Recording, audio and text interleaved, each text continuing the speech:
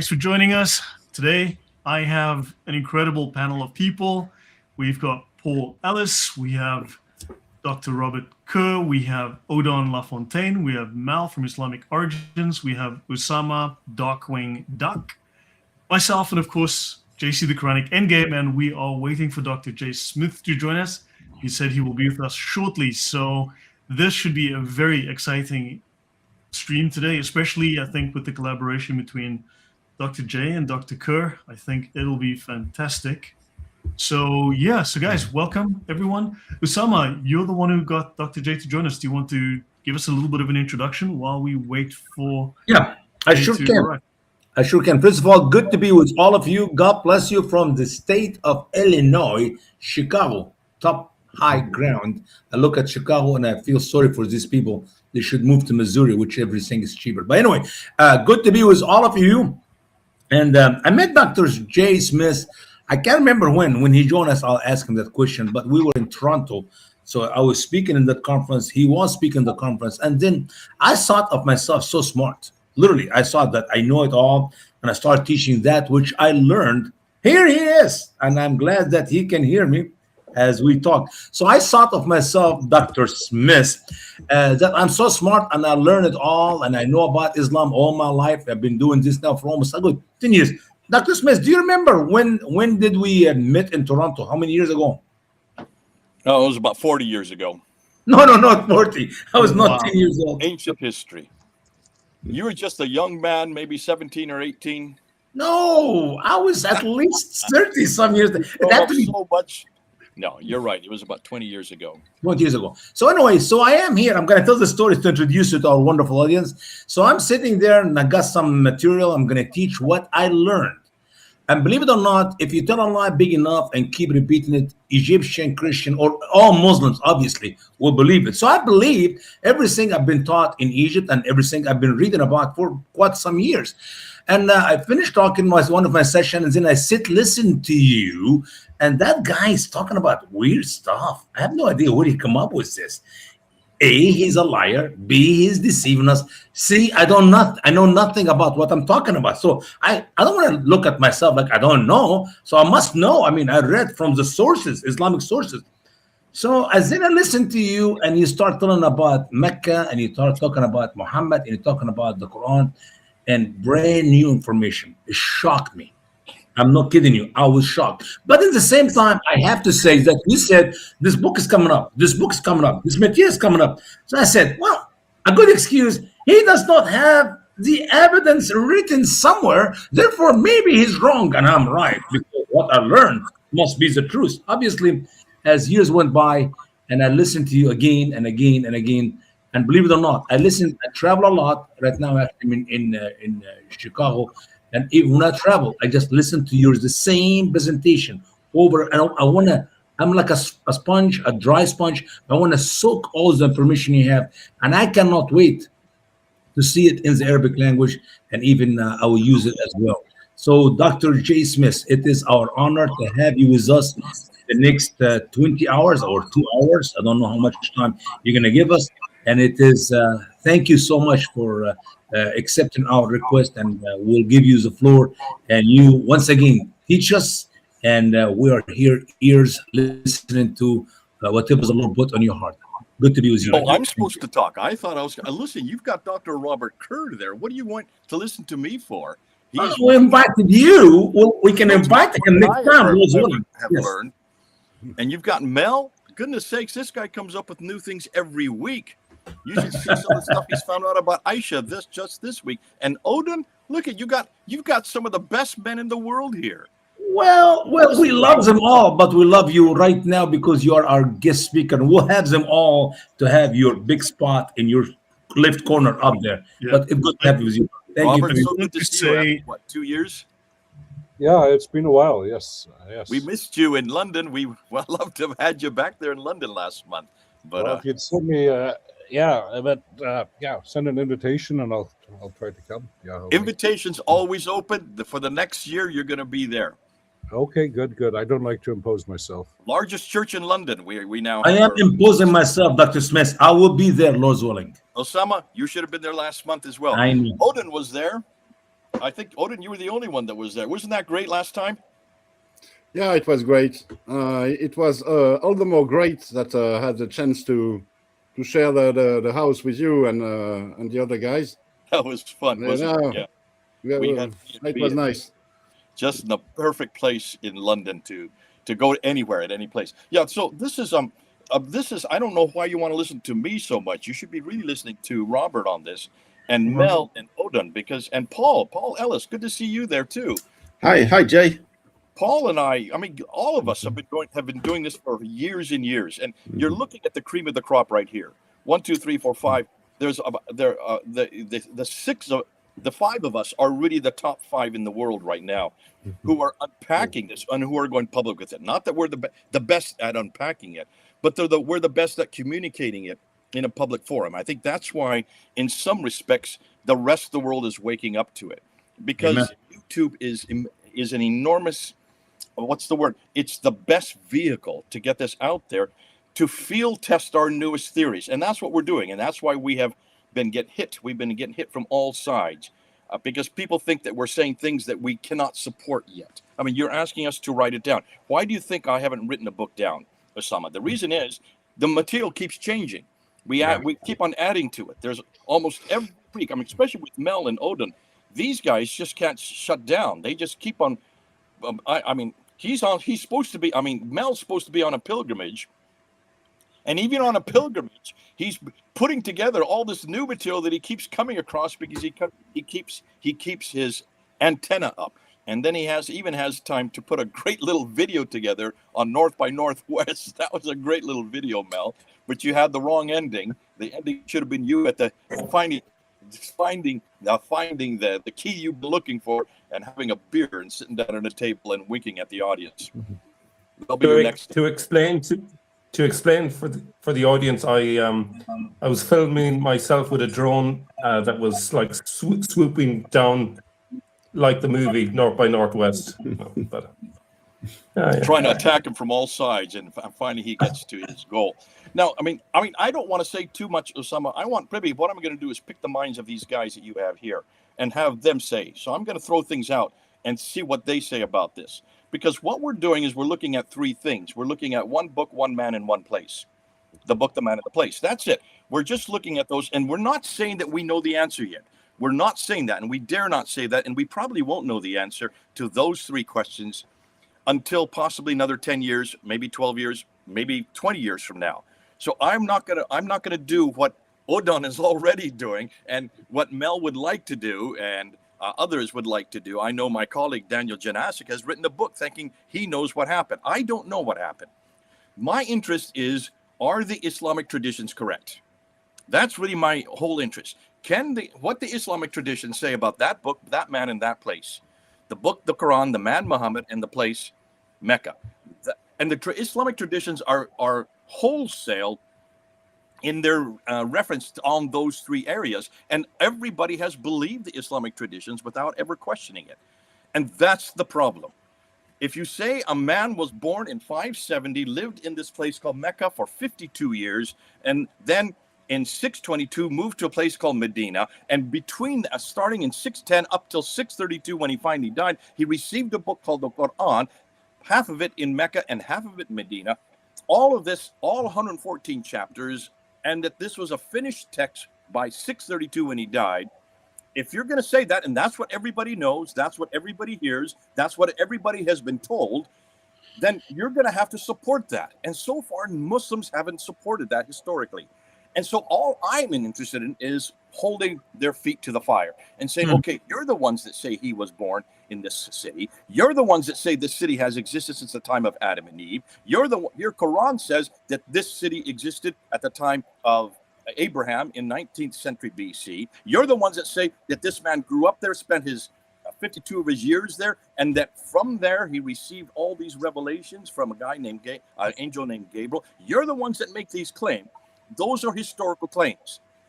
Because they're historical claims, we have the right to question them historically. And that's all we're going to ask. We're going to ask certain questions, historical questions, about whether that man and that book existed in that place at that time. It's as simple as that. And that's what we've been doing.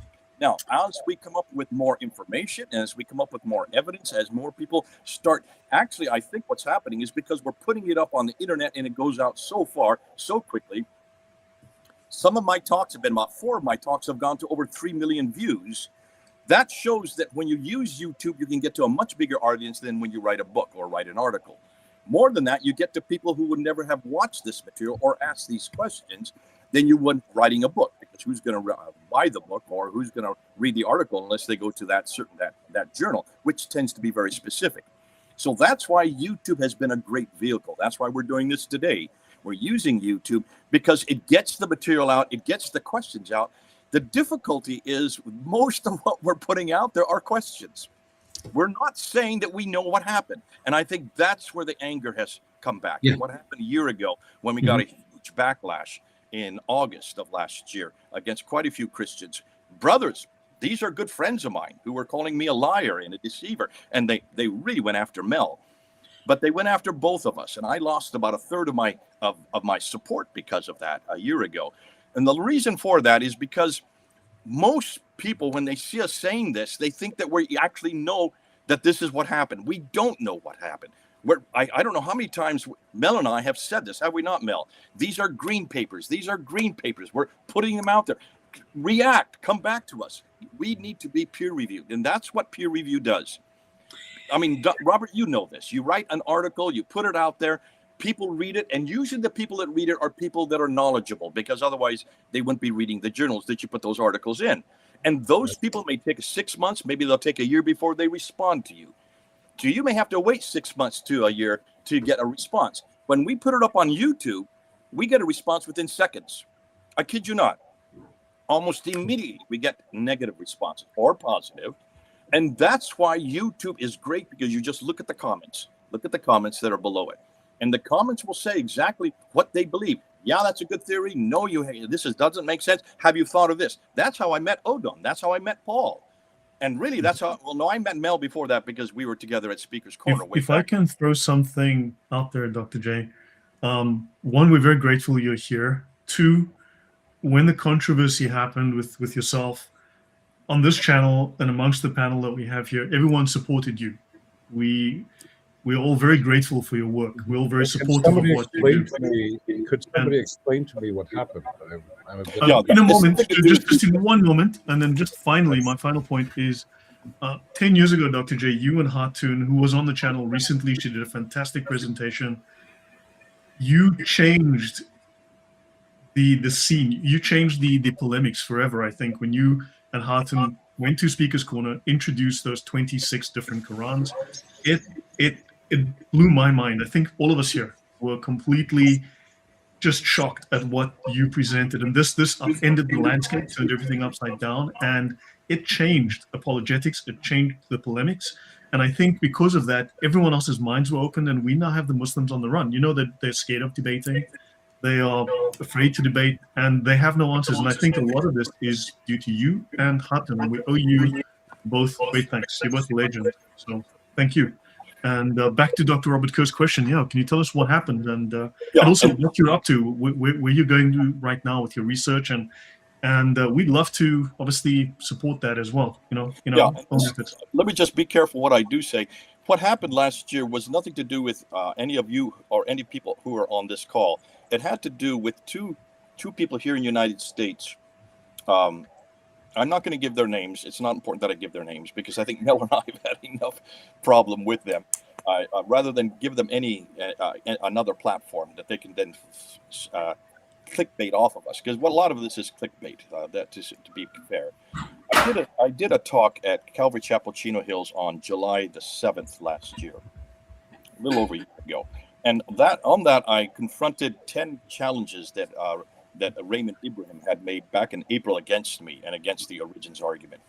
And he made claims like, I don't even have to look at Jay's videos. I pretty well know that I can shut the idea down about the difficulty with the Origins in just 1/2 hour. And he did that. He made 10 challenges. So I decided to take those 10 challenges, and then I start to unpack and try to rebut each one of those 10 challenges in this talk I gave at Chino Hills.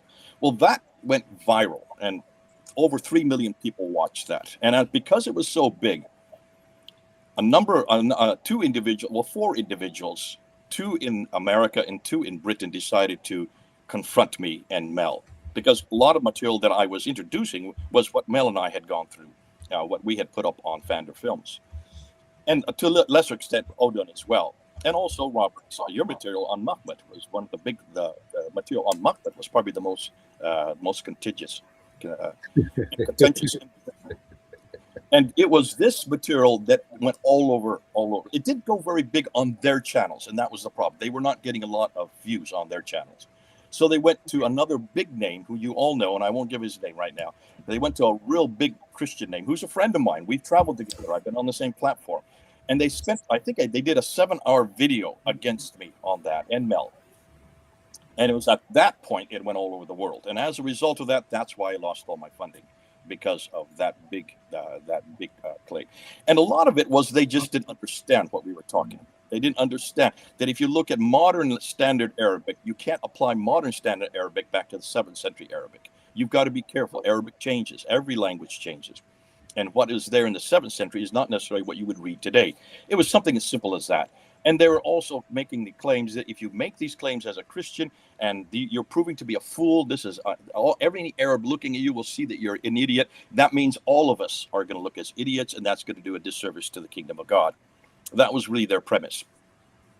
So my response to that was basically nothing. I just decided not to respond to that, because in some ways, it would just grow their clickbait, because a lot of this is clickbait, and I think that it gives more people to watch their channels.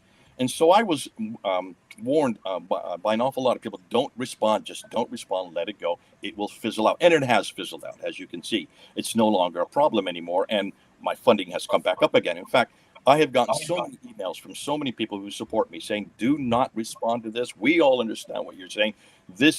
Please keep doing what you're doing. Don't let this get you off into one thing or another. So in some ways, that's all behind me now, Lloyd. And thanks for also for your support. You've always been very supportive, Lloyd. So I've always known that.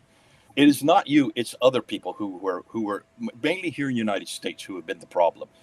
Since then, things have also kind of conspired, and what we have learned, though, and I think Mel and Odon and I know this very well now. We've learned not to say things that we leave just a standalone. Sometimes what we need to say is, here in July of 2026, this is what we now know. It may change in 1 month, it may change in a year as new evidence comes to light, and we need to say that, so that people don't hang us on things we have said a year ago or 2 years ago, because the evidence keeps moving. And as the evidence keeps moving, we've got to keep up with it. And we've got to make sure that we're saying what we know at that date, and not what we have said a year ago. And that's another problem. Also, another big thing that I have to realize, and this is something that Mel's helped me with and others, I've got to be careful about my exaggeration. I tend to exaggerate because I get so excited. I get so emotional. And I said, can you then see, this is shoes, this proves that there was no Muhammad there, no Muhammad of Islam. I mean, I shouldn't say things like that. So I've stopped saying things like that. And so I've been very careful that we don't say beyond what we know. And it's been in some ways a good lesson for me. But at the same time, I have not stopped. I don't think I can't speak for Mel or Odon or Paul or Dr. Robert Kerr. I don't think I've changed my view on exactly what I believe about the book, The Man and the Place. And I've been working on this since 1995 when I did my first debate with Dr. Joan Badawi on this very material, using only Dr. Patricia Caron's material. I was in her office the week before that debate, and for 3 hours she went with me, said, say this, don't say this. We know this for sure. Here's a better way to say it. I turned to her and I said, why aren't you doing this debate? And she kind of laughed at me. And she says, listen, Jay, I'm in a department here at Cambridge University. I have a chair to protect. I have an institution to represent. I could never do this debate. There are many other Muslims who are under me, who I'm responsible for. If I did this debate, I would ruin the whole atmosphere of the academia here. I cannot do this debate. You can. You can do this debate because you have no chair to protect and you have no institution to represent. The only person you represent is Jesus Christ. Amen. Now, here's an atheist telling me who I represented. I represent Jesus Christ. And I almost could have hugged him. I didn't. I was very careful not to. But can you see what she was saying? Those of us who don't have chairs to protect, Robert, you've got a chair. You've got two chairs to protect. You've got an institution you represent. I do. Well, I do have an institution. Yes, I do. But then my institution wants me to do this. And they're very clear that my need to continue, keep pushing the bucket, keep pushing the boundary, and making sure that what we now know is going to destroy Islam. This material that we have found in the last 10 years, I don't think we have, I mean, what I have now and what I started with 45 years ago, it's like night and day. I wish I was your age, Mel and Odon and Lloyd. I wish I was your age again. Can you imagine what you guys have now to work with that we never had when I started back 45 years ago? This work.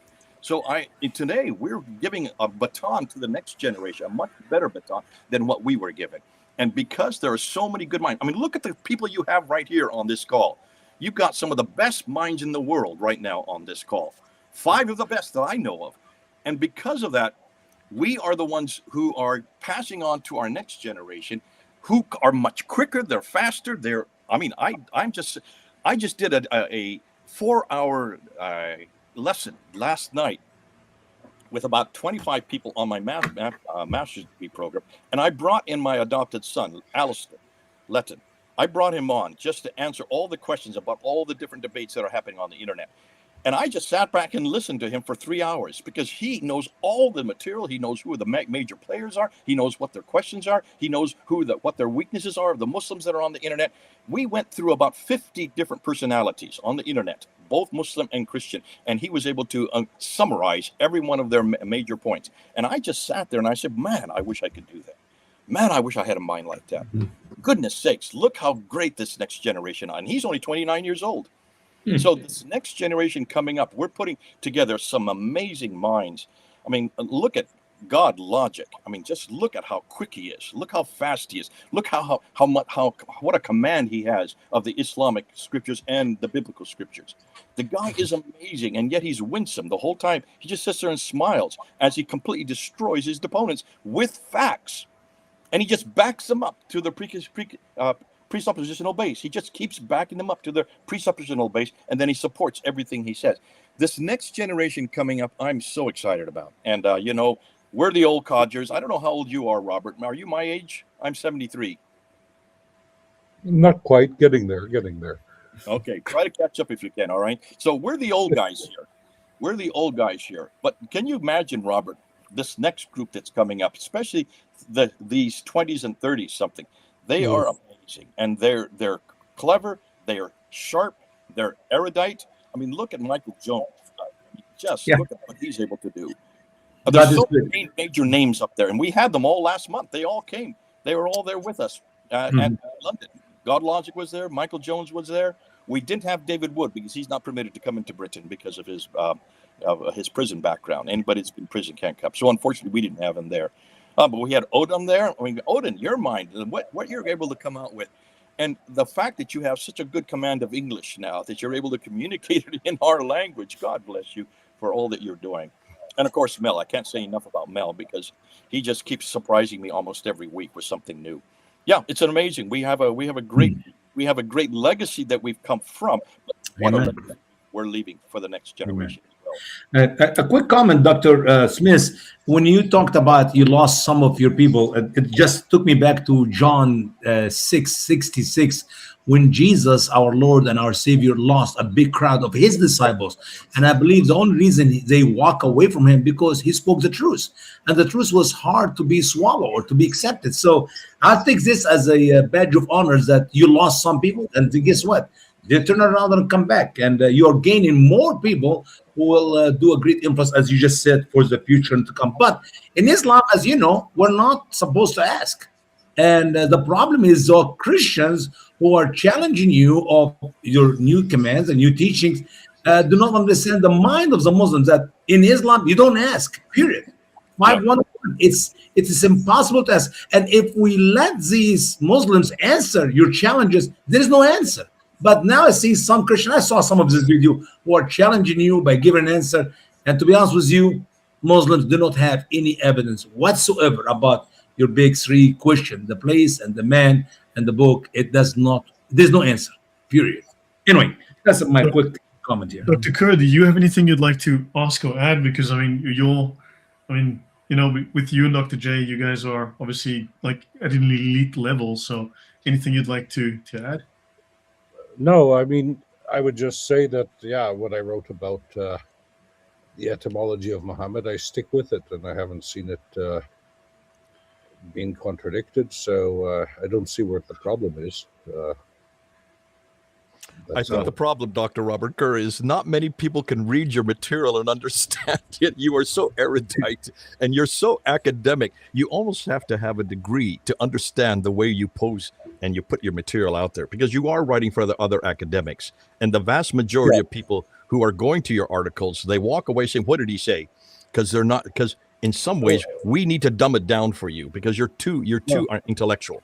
No, I would say it's a multi-stage rocket with, that you need to do the serious work with the sources, and then somebody else needs to come and distill something understandable from that. You need to present the evidence somewhere, and the article is the best place for that still. Yeah. But to popularize it, I concur that, we had a debate with Odon in Paris a few weeks ago, and some of the stuff in his book in Mecca also, he quoted one or two of my articles, I think. And but he made it a bit more understandable for for normal people, which is good. But when you present the evidence, you have to present an argument, and based on that, you can popularize. So it's a multi-stage rocket, I believe. But Robert, if I may, your research on Muhammad Mahmad, the paper you wrote, it's in French, and so alas, most people don't read French, and maybe you should have it translated. Or just give me the original paper, and I will translate it into English. Okay. Yes. Okay. We have AI for that, and we can have the AI also simplify it and present it here. No, I not can present on this specific paper, because on the way you published it on your academia.edu page, you didn't publish it as a PDF file, but as a picture. And so the AI doesn't understand what the French is about. Mm-hmm. Okay, because those are the proofs that I got from the publisher. I can send you I have the Word version somewhere, I think. I can send you that. Mel? I just want to say that I think one of the lessons we learned from last year is that sometimes we went too far ahead, and that we have to bring the crowd along. And unfortunately, most people don't get the nuances of the argument. But on the key argument that we made about Mahmed, which was Robert's etymology argument, it's been vindicated by people like Dr. Ahmed Al-Jalad, who goes even further than we ever had said. And he confirms that there were different pronunciations of Memha Imdal, Mahmed and Muhammad. This was disputed by people saying, oh, it was only ever said one way, but he confirms the word, at least two pronunciations. And then there's also another argument. Sorry. Go ahead. No. Sorry, go ahead. No, there's a. Go ahead. There are other arguments that one can make here. For example, if you look at Latin Mahometos, there's no way that can come from Muhammad. And if you look at Turkish Mehmed, that can only come from Mahmad and never from Muhammad. So even the Turkish evidence and the Latin evidence, which spelling reflects the older pronunciations. So, with Mahometus, you can only come from Mahmad, and you need to take the sound changes in later, Latin on its way to becoming Romance. Yeah, and this is why, in some Yeah. ways, The other thing that just to finish a point, the other thing that Dr. Al-Jalad mentioned, which went way further than we had ever said, was that he found a script that hadn't been deciphered in 100 years, and he concluded that over 2,000 years ago, Mehmed was being used as a divine title for a pagan god. And so while he didn't say that means that that we should assume that it was a title in the 7th century, the possibility is there that a person could have a name and a title, which is essentially what we were saying. But maybe we pushed our argument a bit too strongly, and I think we learned the lesson that we need to pull back and maybe not say things in an exaggerated way. But you see this, for example, I mean, there's other examples of this where, for example, Rahman, Rahmanin, if you look at Aramaic, but also Sabaic, Old South Arabian, it's a title always used for whichever god you're worshiping.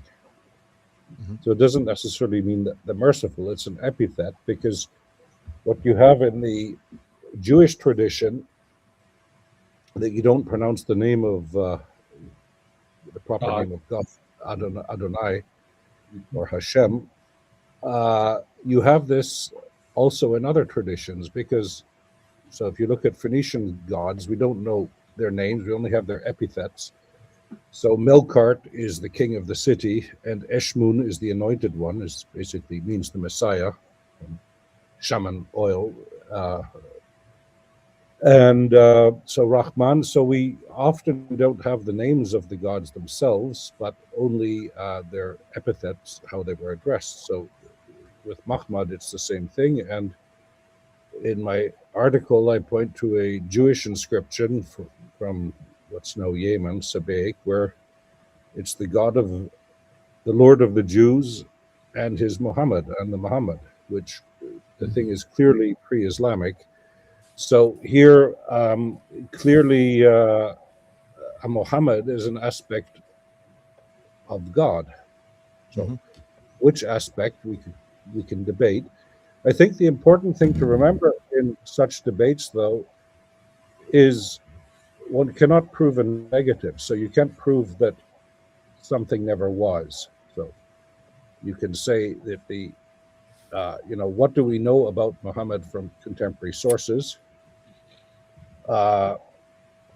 Nearly nothing, except nothing. So I remember you have here, if you just bear with me, it's under a pile of books. But Odon will know this famous work, a 2-volume French book, Le Mohammed des Historiens. Yeah, Mohammed of the Historians.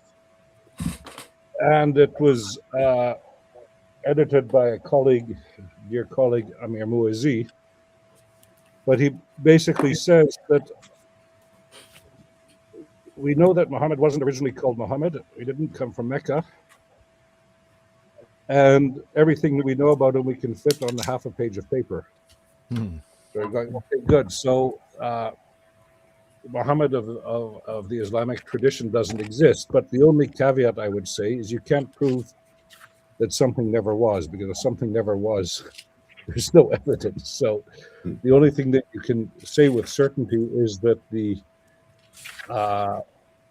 there is no evidence from the 7th century of the Prophet of Islam, such as, so as to use Jay's argument, the man that placed the book. Well, neither of those they fly like ostriches with lead boots. So no, it doesn't. The story doesn't get off the ground. So that's I tend to be more reserved. But what I would say, I would concur. There is nothing to support Muhammad of Islamic tradition, and as I said in the article, the root itself, Hamad, is from Hebrew. And if you want to understand the fairy tale of the revelation of the Quran with Muhammad, just read Daniel chapter 9, and it's basically you've got the outline of the entire story. You've got all the key elements there. Dr. J, Because sorry. Please finish, Dr. Kerr. no. So it says, in Daniel 9, but also in Daniel 11, it said, "You are Muhammad," or "You are Hamad" in Hebrew, which basically "You are the Muhammad" is. It's usually translated as "dearly beloved" or something in the Hebrew. But so you've got the backbone of this story already in Daniel 9, and this is where we also find the source of the seal of the prophets. So it's too much to be a coincidence. Yeah, but the fourth thing that's connected with the place is the milieu, and I think this is the big one.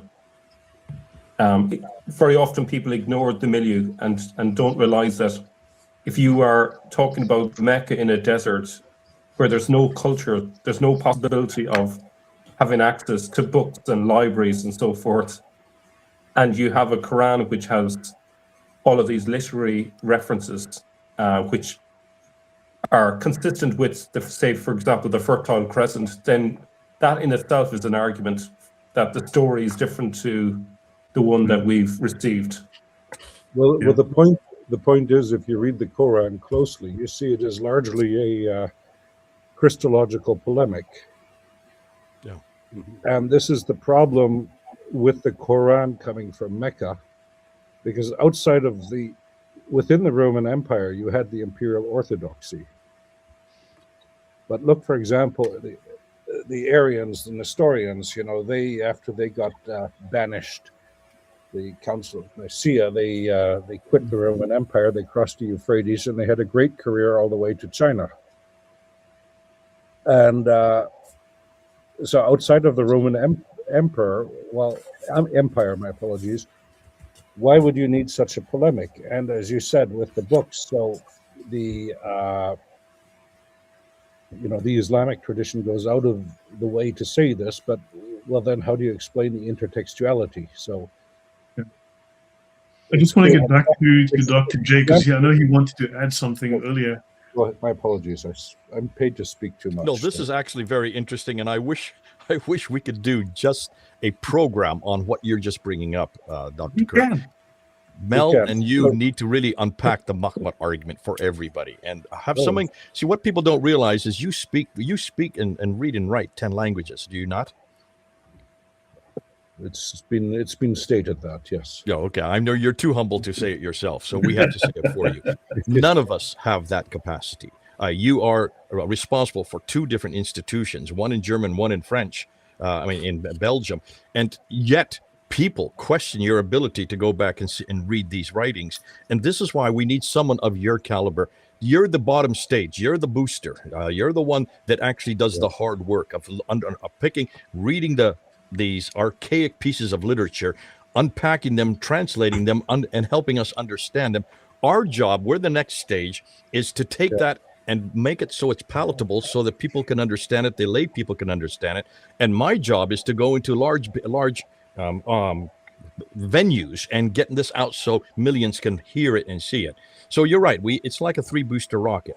And that's why you're so invaluable. And that's why you're the biggest part of the rocket, because you do the heavy lifting that gets the rest of us going where we can do. We're totally dependent on your research, not just you, others as well, but people of your caliber.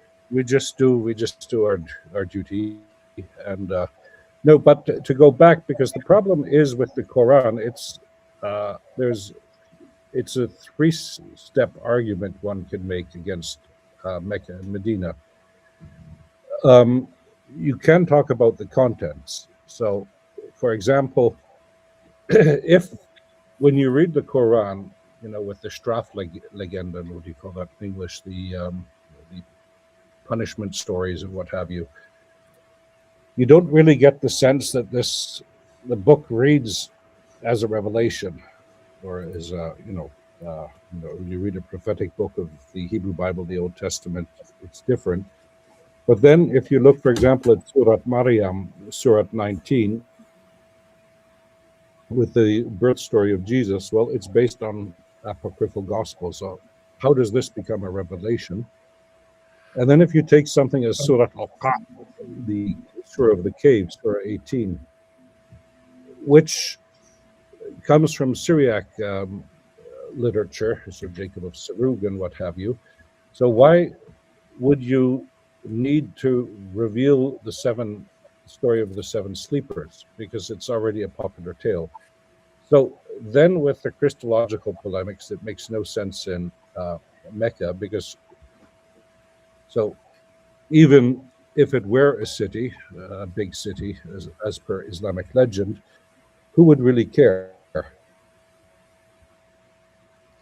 And it makes no sense. But secondly, as I pointed out elsewhere, if the Quran had been revealed in Mecca and or Medina, it would have been in a different Semitic language with a different writing system. It would have been in ancient North Arabic, which is related to See your point. system, Very- which would not have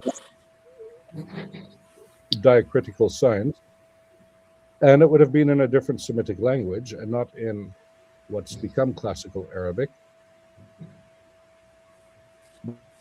Dr. Kerr, Evidence you're together, breaking up a little bit. the writing system. Pardon? You're breaking up a little bit. Hello? Your signal cutting in and out.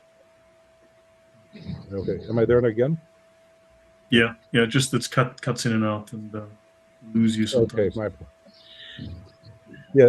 So if you take the contents, the writing system, and the language, it all points to northeastern Syria.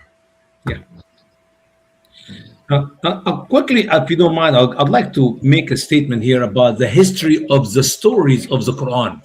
It seemed to me, I was just writing an article for a newspaper last week, and Pharaoh, for example, Pharaoh in Egypt, he decided to crucify the magician or the sorcerers because he believed in the God of Moses before he gave them the permission.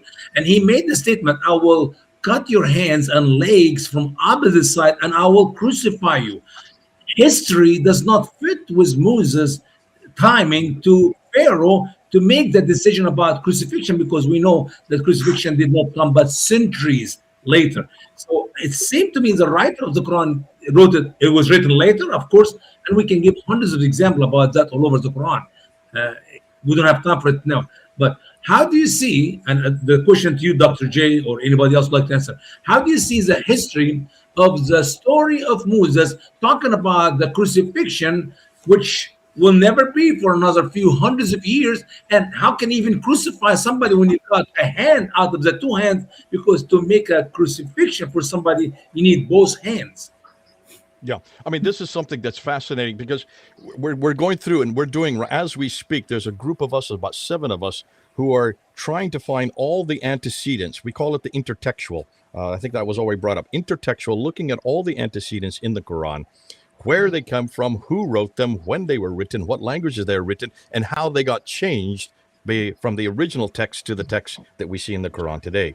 That's coming out next year. We're going to publish that so that all of these are going to be exposed to the whole world, including the story you're talking about with Moses and the crucifixions. And don't leave it with Moses. Also, the story Joseph has the same thing. How can you have crucifixions at the time of Joseph, which is even earlier? I'm sorry, comes later, because you have this difficulty of crucifixions that don't even begin to appear until the Phoenicians invent it in about, I think it's the 4th or 5th century. I'm just thinking off the top of my head. So these are real problems.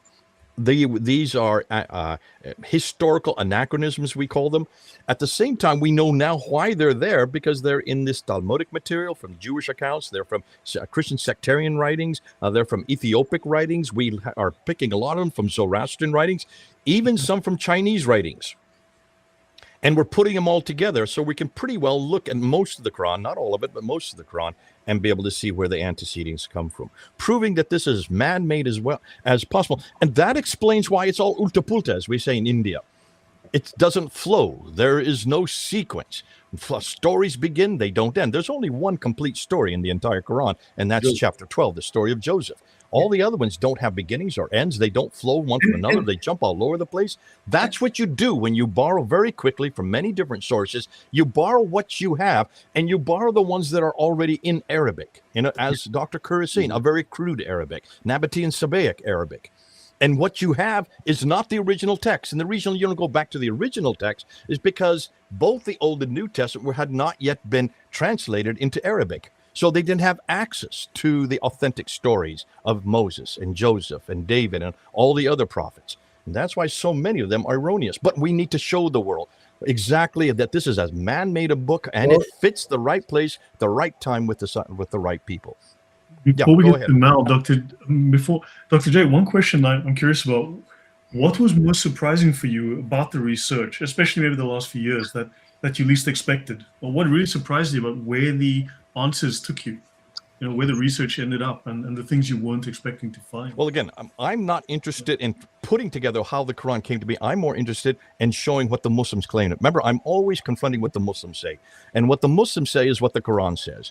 And the Quran and the Muslims are very clear that Adam and Eve were the first people that landed on earth, came found from heaven. Therefore, that's in chapter 7, verse 24, Eve down to Mecca. So therefore, I'm more interested that the Quran makes this claim that Mecca existed from the very beginning. In chapter 21 of the Quran, that Abraham was there rebuilding the Masjid al-Haram, whatever that means. But Muslims claim that's the Kaaba. So in 1900 BC, there should be a place called Mecca.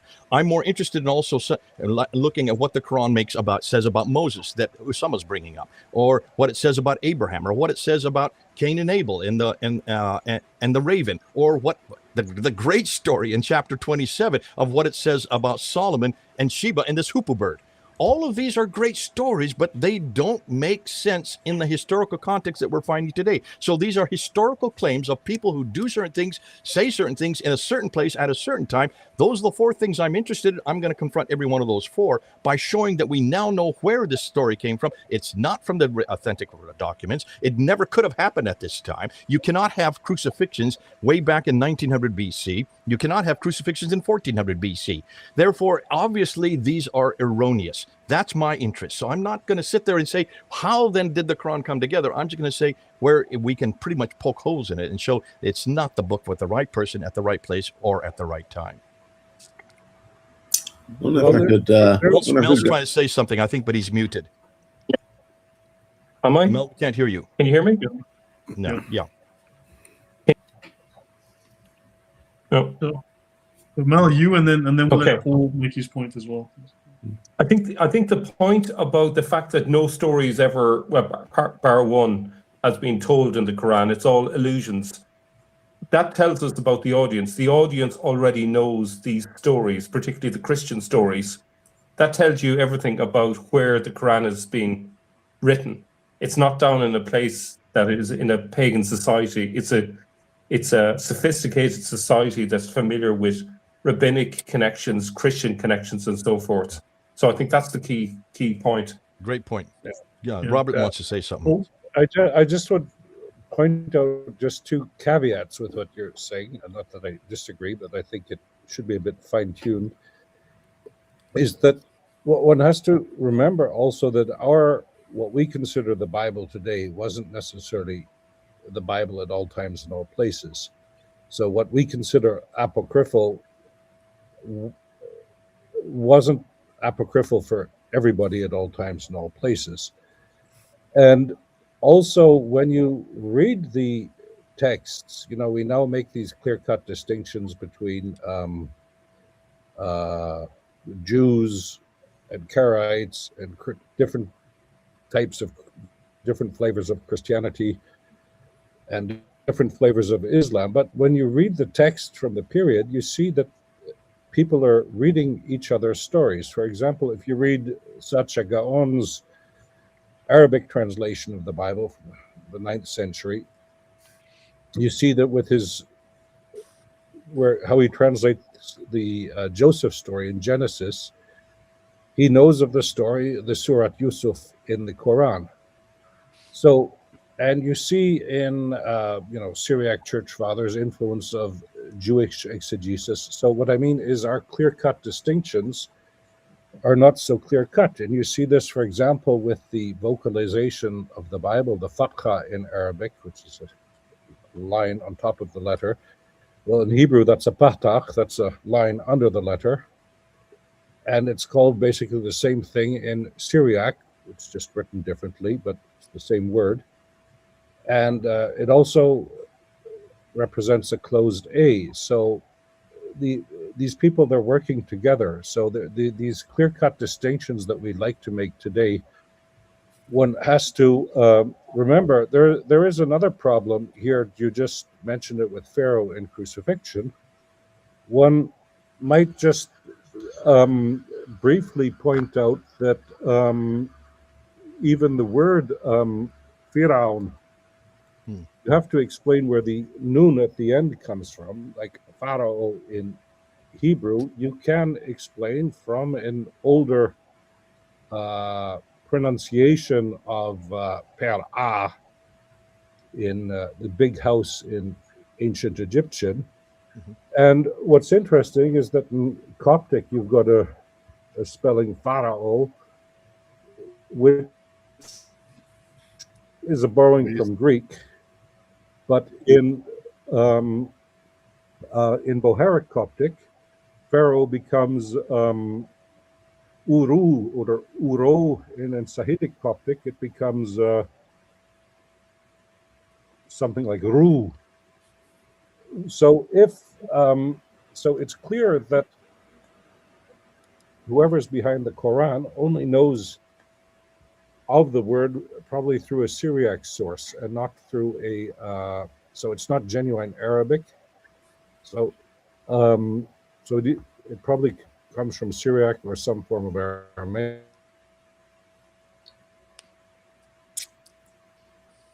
So they have. Are your internet breaking up again, Dr. Kerr? Yeah, but it is a quick comment. Here is a quick comment. All the stories of the Quran we cannot understand, and the best of the Quran, as you said, Dr. J. Smith, it is the story of Joseph, and we have done this. Me and brother Lloyd here, and we ask over 100 questions. I mean, they're simple questions, and you could not find the answer for these questions in the verses of the Quran. You have to go back to the Genesis account to understand who is that, or whatever Allah is saying in the Quran about these 100+ verses. Plus, obviously, is the solid error. Joseph Mama came to Egypt. You could not come up with this by reading the Bible. I don't know where the writer of the Quran come up with this. But I want to ask another question, Dr. Smith. But let me just back on that. We can answer them. That's the great thing. I mean, the story of Cain and Abel and the raven, that comes straight out of the Targum of Jonathan ben Uzziah, written in the 2nd century AD. The story of Abraham going into the Masjid al-Haram and destroying all the idols and then being thrown into a fiery pit. That's not in our Bible, but that comes from the Mishnah of Rabbah, again, written in the 2nd century. The story of Solomon and Sheba and the hoopoe bird, and it talking to birds, and so is the Sheba able to talk to birds. That comes from the 2nd Targum of Esther. So we do know the sources, we know the dates, we know when they were written. They were all written after the Bible had already been canonized. Yeah, so that's why you're making my point. You're making my point. That's why it's such a good material to use with Muslims. When you show this is just borrowing, and we know who you borrow from. Exactly. So we don't have answer from the Quran, but you have answer from somewhere else. If it's not the Talmud or Mishnah or Midrash, it's some other books, but not the Quran. Does not give an answer. But here's my question to you. I don't know if you have heard that question before or not, but something I've been challenged with. When I go to Al-Jalalain interpretation, he's the only guy who come up with. He will tell you at verse 1 of every one of these chapters of the Quran or surahs of the Quran that this is a Mecca or this is a Medini. I can understand that the Quran was written in the first portion of it in Mecca, the first 13 years of the life of Muhammad, claiming to be a prophet, and then he moved to Yathrib, which he changed to Medina, and he wrote the rest of the Quran, which is Medini chapters. But here's the problem with Al-Jalalain. He would tell you this is a Mecca chapter, except, and he give you a few verses are Medini. That's fine, because Muhammad added to it later, if this is the narrative of the Muslims. But what about the Medini chapters which have Mecca verses? How in the world Muhammad was able to go back to Mecca when we know that 8 and 9, according to the scholars of Islam, are the last two chapters written in the Quran? How in the world Muhammad add Mecca verses to Medini chapters? Have you ever heard that question, and what is your answer? Well, that's a perennial question that comes up it's been around for years, and I'm sure Dr. Kerr can answer better than I. What I usually say for that is, first and foremost, you're assuming that Muhammad received this. Yeah. That's your first assumption. I'm going to dispense with that. I don't think Muhammad, whoever he is, had anything to do with this. You assume that it was, if he ever was. If he ever existed. Thank you for saying that, Dr. Kerr. You're assuming also that he was responsible for even putting the Quran together in its present form, when we know that he died before it was even written down. I mean, that's what the traditions tell us. Zayd ibn Thabit was the one that actually went and compiled it after, within a year to 2 years after he died, and then recompiled it again in another form 20 years later, and we don't even have any of those copies. And we know that it was accreted and deleted and changed, manipulated 7 different times. There's been 7 different canonizations of the Quran. So why are you claiming that Muhammad had anything to do with this? That's the first problem. Secondly, as to where and whether or not it's Mecca and Medina, and who do you think made that distinction? Whoever put the Quran together, remember, by the time of John of Damascus in 730, he's referring to 4 different books at that time: the Book of the Cow, the Book of the Women, the Book of the Table, and the Book of the Camel. 4 books. There should have been 114 of them. So why only 4 as late as 730? So if it wasn't even complete by that time, then you're going to say that this had to do with an awful lot later. So Jalalain, when did he write? Well, you have been told he's a 9th or 10th century. Show me his documents. Show me his manuscripts. We don't have anything before the 11th century. So you're going to much of this decision happened after the 11th century. That's 400 years after the fact. Whoa. So don't give credit to Muhammad for this. Better give credit to the people who actually then compiled the Quran. And they were the ones that decided what was Mecca and Medina. And they made mistakes here and there, like men do and women do. And so that's why you have a little bit of a Mecca within Medina and some Medina within Mecca. Well, there is another problem. But so first of all, with John of Damascus, Mel's is going to know what I'm going to say, I believe. Is that if you look at the critical Greek editions and not the old translations, you see that his book on heresies is usually regarded as not by John of Damascus, and the last heresy, the heresy of the Ismailites, is even later. It's an addition to an addition. So we're probably in the early 10th century with John of Damascus. So there is the idea that it relates to the period of John of Damascus, I'm not convinced of. It's at least a century and a half later. And Mel had a funny way of proving me right. He didn't believe me, but he asked AI, and I can't remember what AI told you there, Mel. I got it to analyze the text and compare it with the rest of his writing, and said it was totally different style, different type of wording. That's what I told you. That's what I told you after having spent years and years reading John of Damascus in Greek, not just his book on heresies. Yeah. May I attend when you are done? Paul wanted to ask a question. Paul, can you maybe make your comment? Yeah. Hi. First of all, it's great to speak to you again, Jay. It's been quite a long time.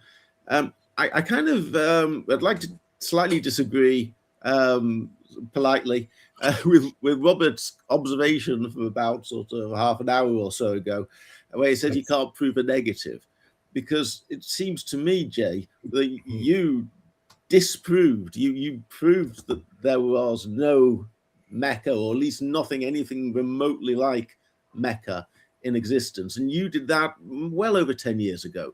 Because when I first started getting interested in this topic, which was about 10 years ago, one of the first and most persuasive sources I looked at was some of your videos disproving the traditional narrative of Mecca.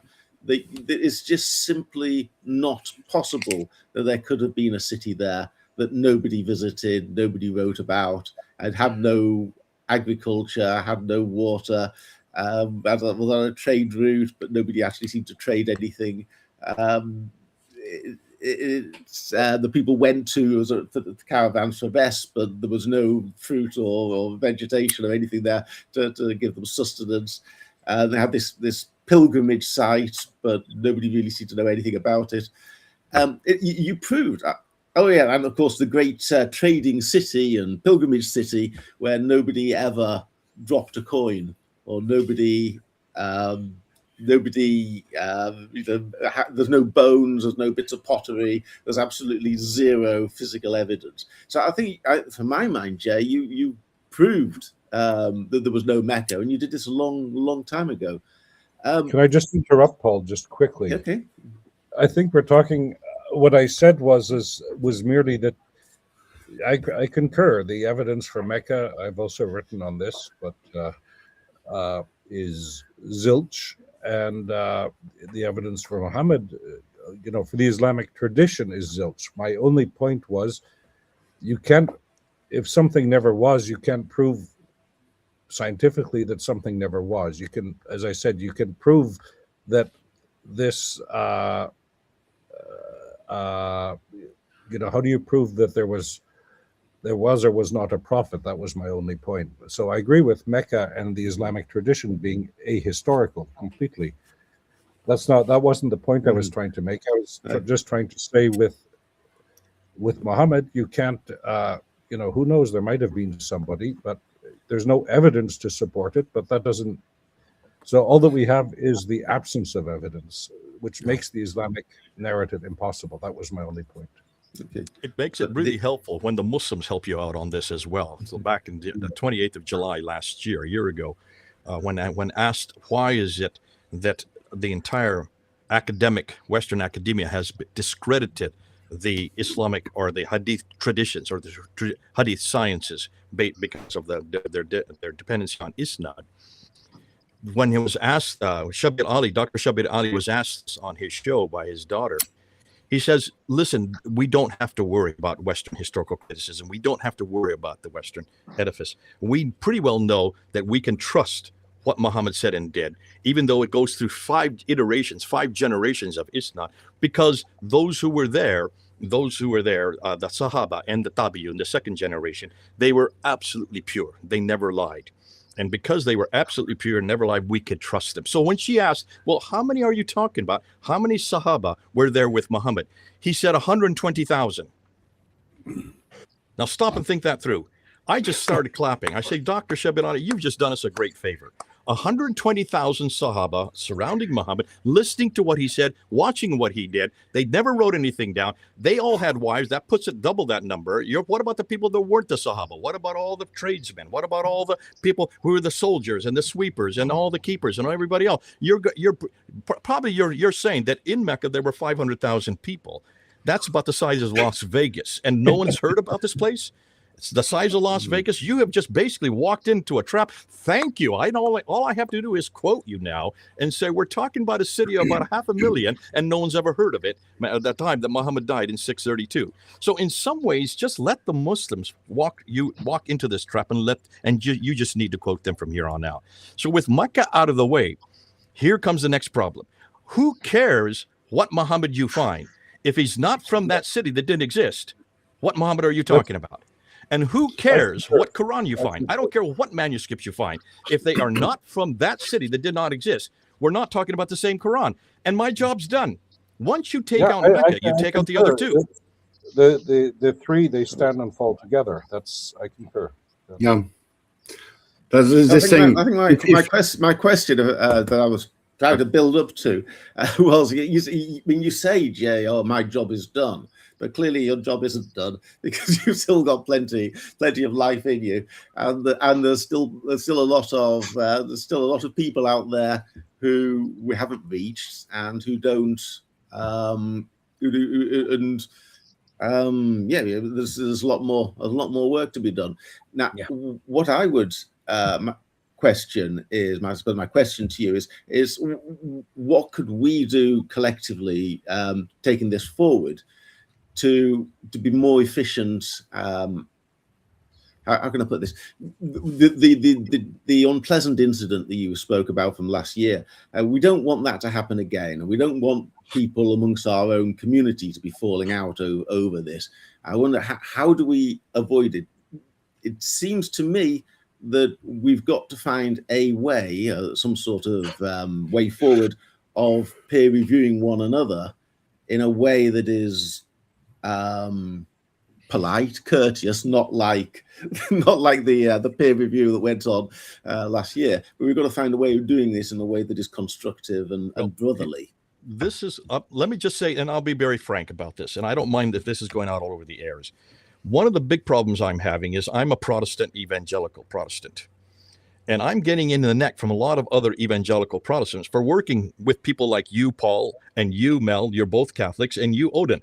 How in the world can an evangelical Protestant man be working with the Catholics? I get that in the neck all the time. Don't I, Usama? You know that. And you've had to defend me on this. Sure. And I'm getting fed up with evangelical Protestants for not realizing, cannot see the forest for the trees.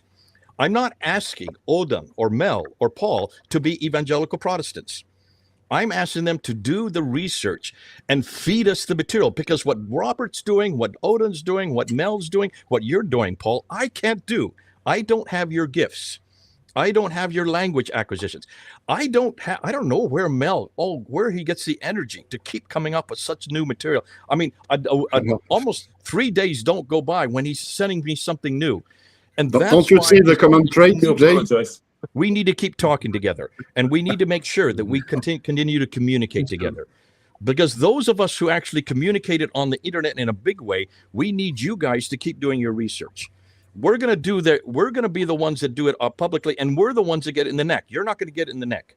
We're going to get it in the neck. I don't mind that. I'm used to fighting. I've been doing it for 45 years. I'm used to being lambasted. But for those who are listening out there, if you're evangelical Protestants, please help us in the evangelical world to stop this criticism and stop this idea that somehow we're being too ecumenical. And if we're being ecumenical, we need to stop it because this is not pleasing to Jesus Christ. It absolutely is pleasing to Jesus Christ that we work with the Catholics. I work with the Copts. I work with, listen, I just did a series with the Russian Orthodox. I work with the Jews. I'm going to be working with Hindus next. So I have to work with those who run with me, because Islam is growing too fast. It's becoming too powerful. We need to shut it down, and I need all the help I can get, including my Catholic brothers and also Kerr. I don't know where you stand on this, Robert, but God bless you for what you're doing, and I'm not going to stop working with you guys and gals just because of the fact that you don't go to church with me. Yeah, and by the way, Dr. Smith, Muslims know that. They know how to bring division among us because that's the only way they can, in their head, to conquer us. Oh, it's amazing. I've been speaking in church, and I speak in all over churches. I'm a Baptist guy, but I don't. The Straight Way Bliss ministry have nothing to do with the Baptist. So I made my ministry. My wife, she wanted me ordained so badly by my own church in Florida. I said no. Thanks them for commissioning me, but I am not going to be ordained by a specific denomination name, because this ministry, it is to the Muslim and to the rest of the world. So Muslims will come to a church I'm speaking in, and I don't have to say what denomination is, and they don't ask me a question about what I talked about, or they don't ask me a question about something to do with Islam. No, they talk about what do you speak in tongue? Do you believe in this? They are so smart, Dr. Smith. They're there to ask a question to bring a division between me and the church which invited me to speak about Islam, and I never give them an inch. I never give an inch. So we have to be smart. We have to be wise. We have to be above them. Otherwise, they will bring the division. We have one Lord and one Savior. His name is Jesus Christ. We Christians, I don't care what denomination you go to, what church background you go to, we believe in the Bible is the perfect word of God. We believe Jesus Christ is the word of God who became flesh. He died on the cross. He rose again. He is. We believe in Trinity. And as I always say, if you don't believe in Trinity, you can call yourself Baptist or Catholic, but you're not. And so on. We have to have unity, and will not allow the Muslims to get between us to make that division. Very important. Odon wanted to make a point. If I can just let Odon mention his point, Mel. Yeah, but it's a bit out of context now. But I have something else to say. What you just said, Jay, about divisions among Christians. Actually, we are living closer and closer to the end times. It's obvious. And because of this, the Antichrist gets, or the antichristic systems get more potent. And it becomes obvious that we have to choose either the Antichrist or Christ. And because of this, there is a sort of judgment call to be made. Do you want to join the Antichrist or do you refuse him?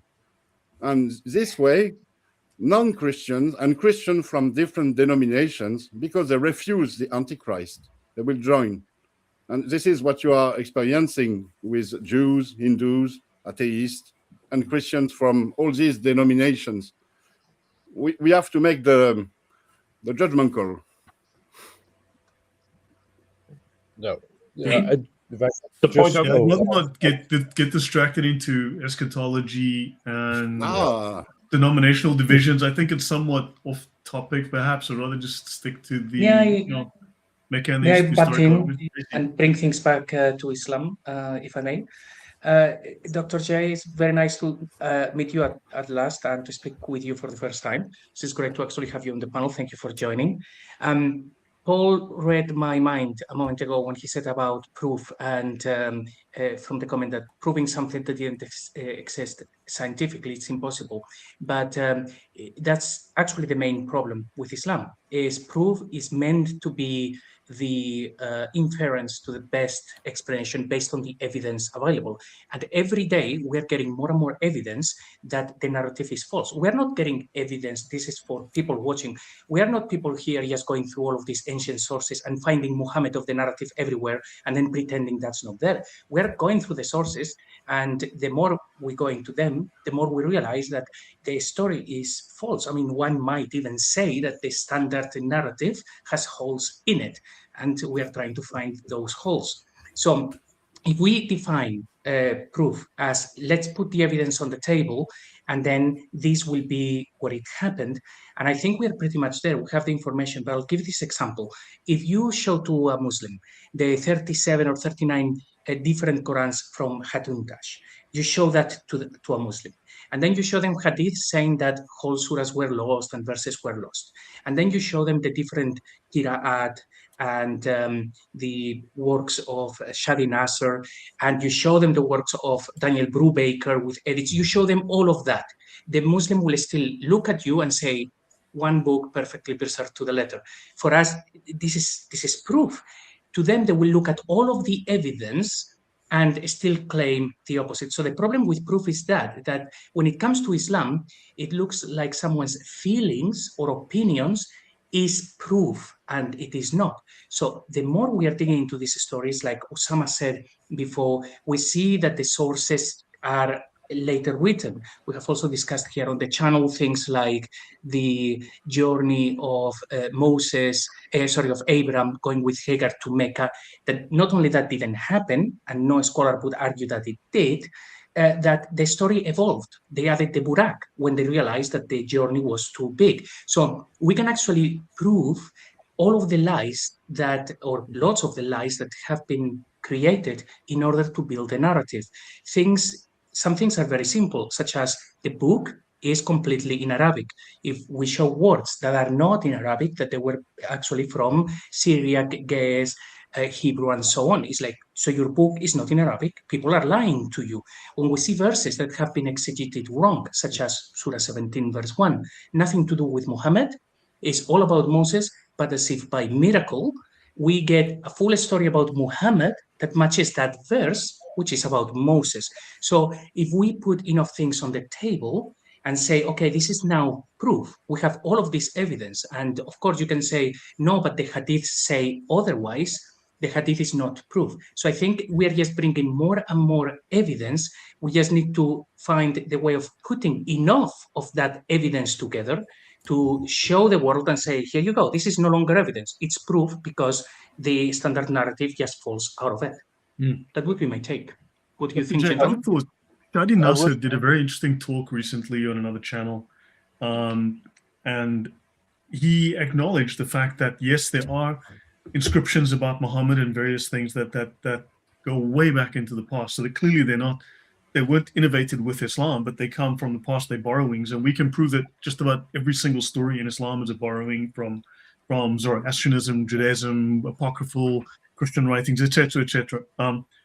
But I could tell Dr. Shadi Nasser was very concerned that what we have been putting forward as a group generally for the last decade, starting with yourself, this is gaining legs. This has got legs. This actually, it's starting to validate, his research is starting to validate many things we say, which undermines Islam, but he can't come out and say, well, what do you think of that situation where academics clearly know, it's even Islamic academics, but they are stuck between a rock and a hard place, and maybe a little bit of jihad. I'm going to answer both JC and Lloyd simultaneously. JC, good to meet you. I've never met you before. I've seen your work. Thank you so much for what you're doing. Let me answer JC. He said, and then I'll come to you, Lloyd. JC asked, what good does this do if they hear the evidence, but they still keep repeating the same old. It doesn't really change their minds. One of the things that we know, when I started at Speaker's Corner every Sunday in 1992, and I was there for 25 years, every Sunday that I was free, I was down there, and we always made a dictum. We always said, when we go to Speaker's Corner, you're going to get a lot of crowd around you. You're going to get many people who are going to be yelling and screaming. They're right next to the ladder. They're the ones who are going to try to get you off track. They're the ones who are the professionals, and they're paid to do this, to try to shut you down. Your job is not to take them on. Your job is not to worry about those Muslims in the front who are there to confuse you and to try to overpower you. Your job is to convince the crowd behind, the audience behind. And that's why I say to JC, yes, a lot of people who you're confronting and a lot of people who you're engaging, even the ones you're debating, you're not going to convince them. They're certainly not going to show that they're convinced, not in public, because it'd be too dangerous for them. It's the audience that you're trying to convince. And that's why I always say, whenever, like last month, when I had 20 different people get up on the ladder with me just to try out, see if they could do it. I said, remember, your job is to look at the camera. I'll take care of the people that can confront you. Let me do that. I've got a loud voice. You just concentrate on the camera, because it's the people who are going to see this, the tens of thousands who are going to see this around the world. They are the ones you have to convince. All right. And that's why I don't worry about a lot of the people, even when I'm engaging with them on a street-to-street basis, they will not be convinced. They just keep repeating it. But the audience can see. It's the audience can see. Wait a minute. Mr. Smith said something that completely shut down his argument. He's still not listening. And you can even say that to the audience. Have you noticed? I shut him down. I've shut his idea down. And yet he's still not responding. You can even make that point when you're doing this, especially in a live situation. We do it all the time. Now, to get to Lloyd's point, the thing of what was your point, Lloyd? Just remind me again. Even Islamic academics realize that we've pushed them to the point where they have to acknowledge our arguments, but they can't come out and say it, and it's obvious that they are stuck. No, this is good. This is good. Thanks, Lloyd, and thanks for bringing this up. I don't worry about the academics. Listen, I understood Patricia Caron's dilemma. She could not say this publicly because of the environment she was living in and she was teaching in. There's some things that Robert Kerr cannot say in public that we can, but he can write it in his articles, and he does. And that's why we take what Robert Kerr and we use him, because he is our bastion. He is our authority, because he has the pedigree. We don't have the pedigree that Robert has. And that's why we need to make sure that we keep reading Robert's new material, and we keep on. We're the loudspeakers that blast it out into the stratosphere so the whole world can hear it. Now, I'm not asking the academics to come to our conclusions. Good science is always teamwork, by the way. It is teamwork, but until you met us, Robert, we were kind of just struggling because we didn't have what you know, and we weren't able to go with what you know. But we're now, what I'm saying is we're now a team, so that this is all good. It happens. Yeah, but I'm not going to ask you to say what we're saying, nor am I going to ask you to come to conclusions like we come to conclusions. Mel and I, we come to conclusions way beyond quickly, and we say, isn't this mean? This means we can say this now about Muhammad, or we can say this now about Mecca. And that's where, as Mel's saying, we need to pull back because we are going much too quick with that. So I'm not worried about the academics right now, Lloyd. Let the academics they have to be protected. They have chairs to protect. They have institutions to represent. I don't need them to say what I'm saying. What I need them to do is to keep doing the research. Let us get the research and let us come to conclusions on it. And let us get it out so the whole world can hear it, so that the rest of the world, remember, it's the audience that I'm interested in. Because I want the audience to come to the same conclusions that I have come to, and that Mel has come to, and Paul and Robert and Odin have come to. And that is, The Islamic traditions just are not historically accurate. The Muhammad that they claim is just not there. The Quran that they're referring to that existed in 652, compiled by Uthman, just did not exist. And the city that they all are dependent on, that has been there since the time of Adam and Eve, just did not exist. That's all I want interested in. And the rest of the world is now catching on. And the reason they're catching on is because the academics are doing the hard work. We're just taking it and communicating it, and the audience is now hearing it. And the Muslims have no response to it. Have you noticed? The Muslims will not debate us on these three issues. Yep. Why aren't they debating us on these three issues? Because they don't have the evidence to support their claims. Right. So that's why we're in the driving seat. And after 45 years, it's nice to be in the driving seat for once. Because up till this point, up till 10 years ago, we were defense, defense, defense, defense. We had no offense. Now we're on the offense, and Muslims are struggling on the defense. Dr. Kerr, thank you. No, thank you, Jay. I concur. And as I said, it's a teamwork. We all, work hand in hand, and we all have our different duties. I just wanted to go back to a few things that were raised earlier. So it is funny. So even with the Arabic language, if you look at something simple like Ismail, how it's written in Arabic, where the name in Hebrew, Ishmael, it's pretty transparent, God heard. So from Shama in Arabic to hear, and Il or El in Hebrew to God heard, which makes sense from the story. But if you look how it's written in Arabic, it's not God heard. It's nothing. It's a transcription from Syriac. So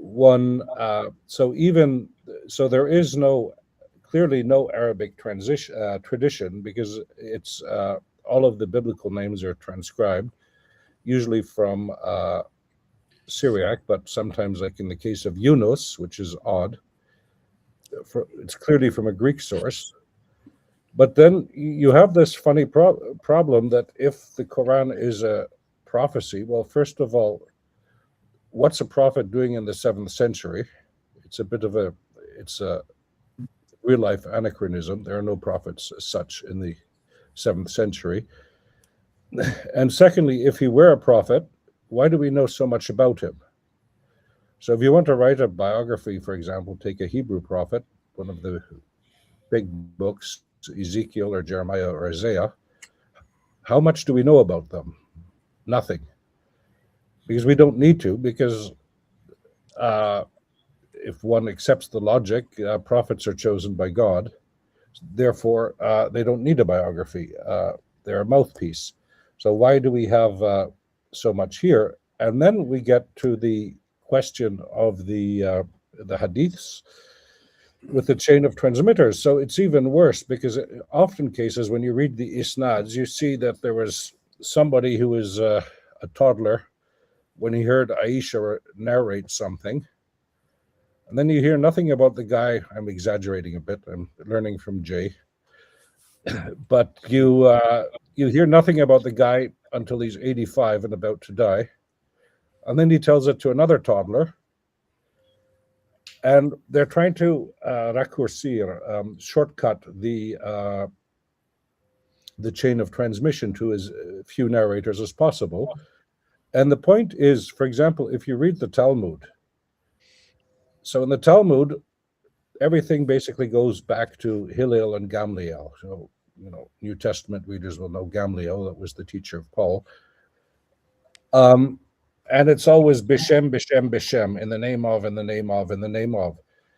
But of course, and all of these, like in Islam, all of these rabbis who are in the Isnad, you could say, the Jewish Isnad, they all have biographies, but they're all rather stereotypical, and nobody actually believes it. They serve as a literary device, as transmitters.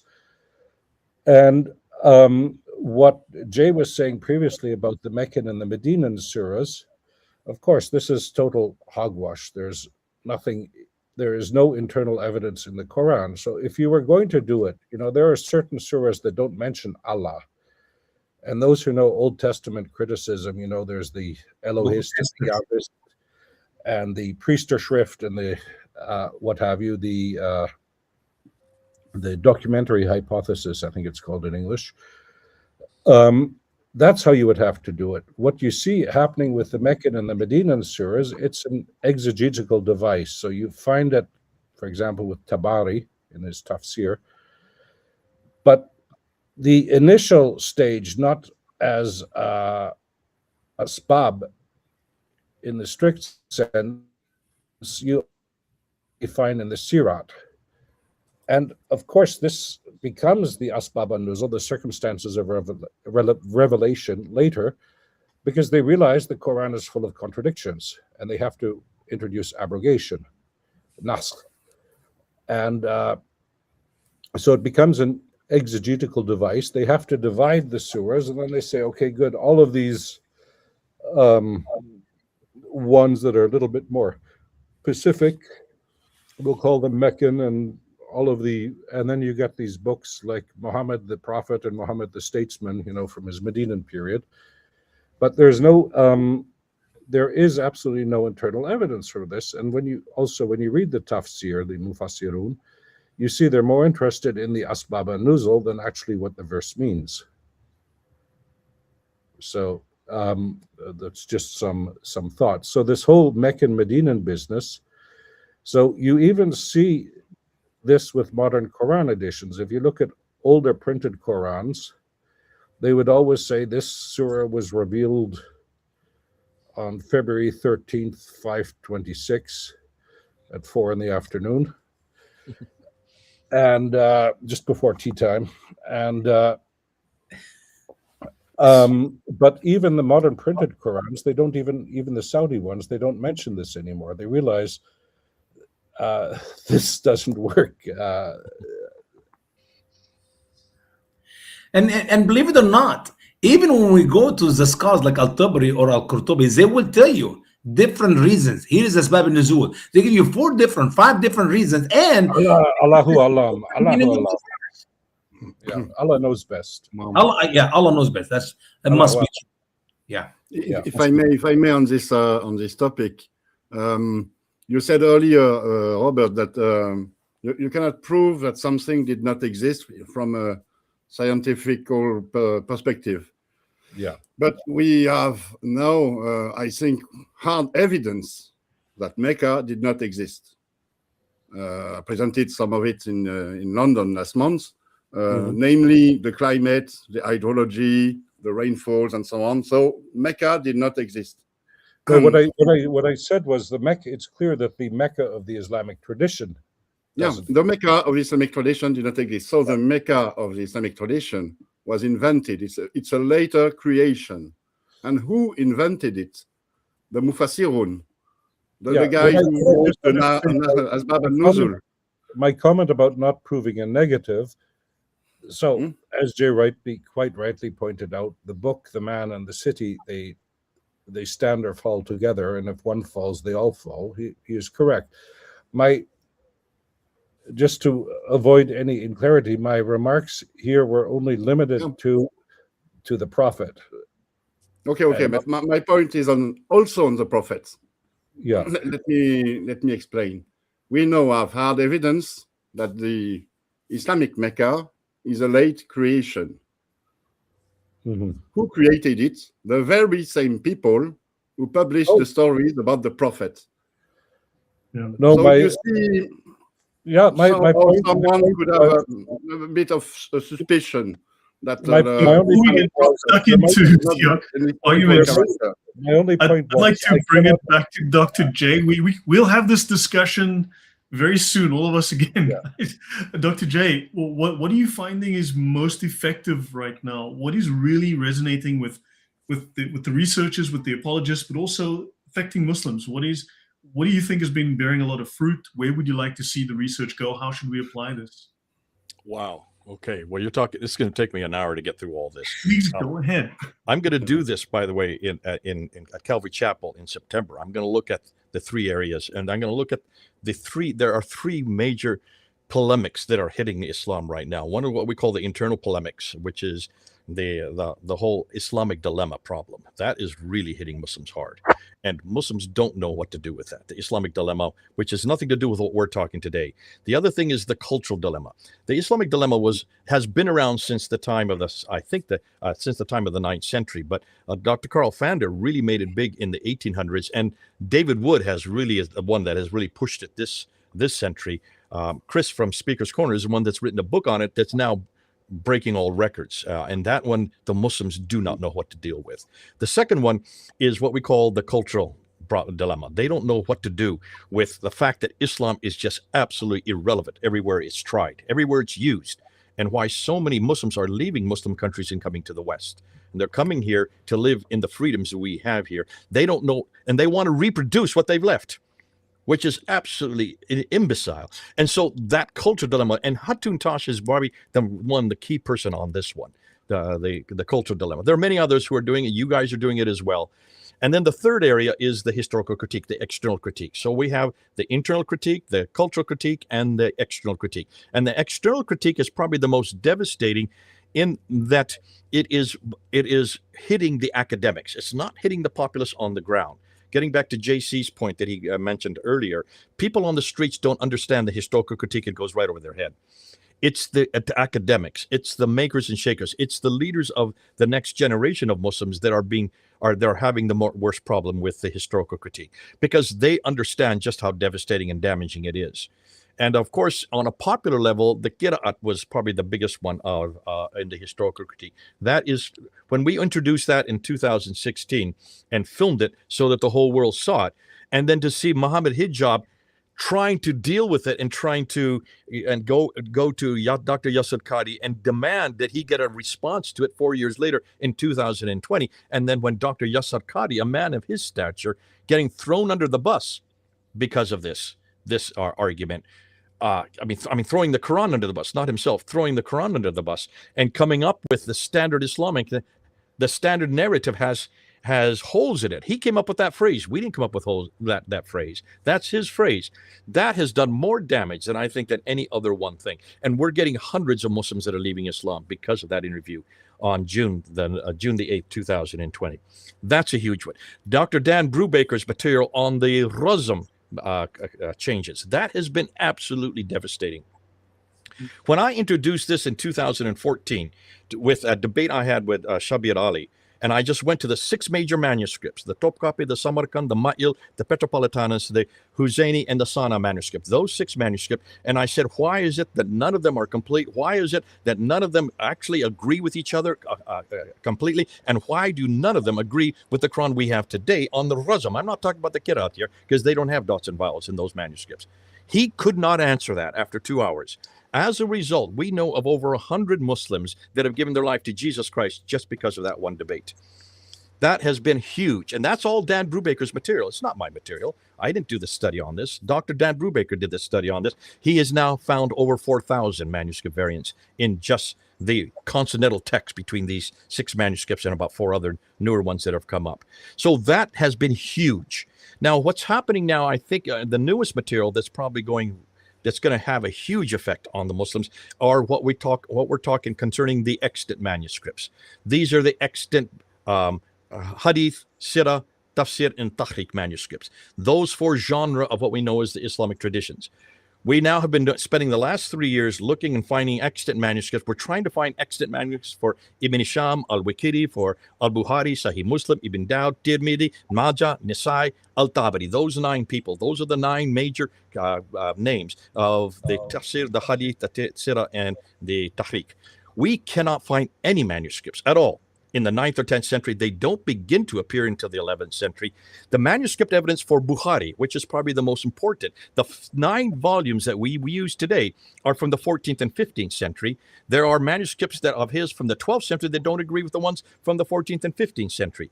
This is proving to be hugely damaging for Muslims, because we're not just saying that, we're not just admitting, or we're not even stipulating anymore that they have to depend on 5 generations of Isnad.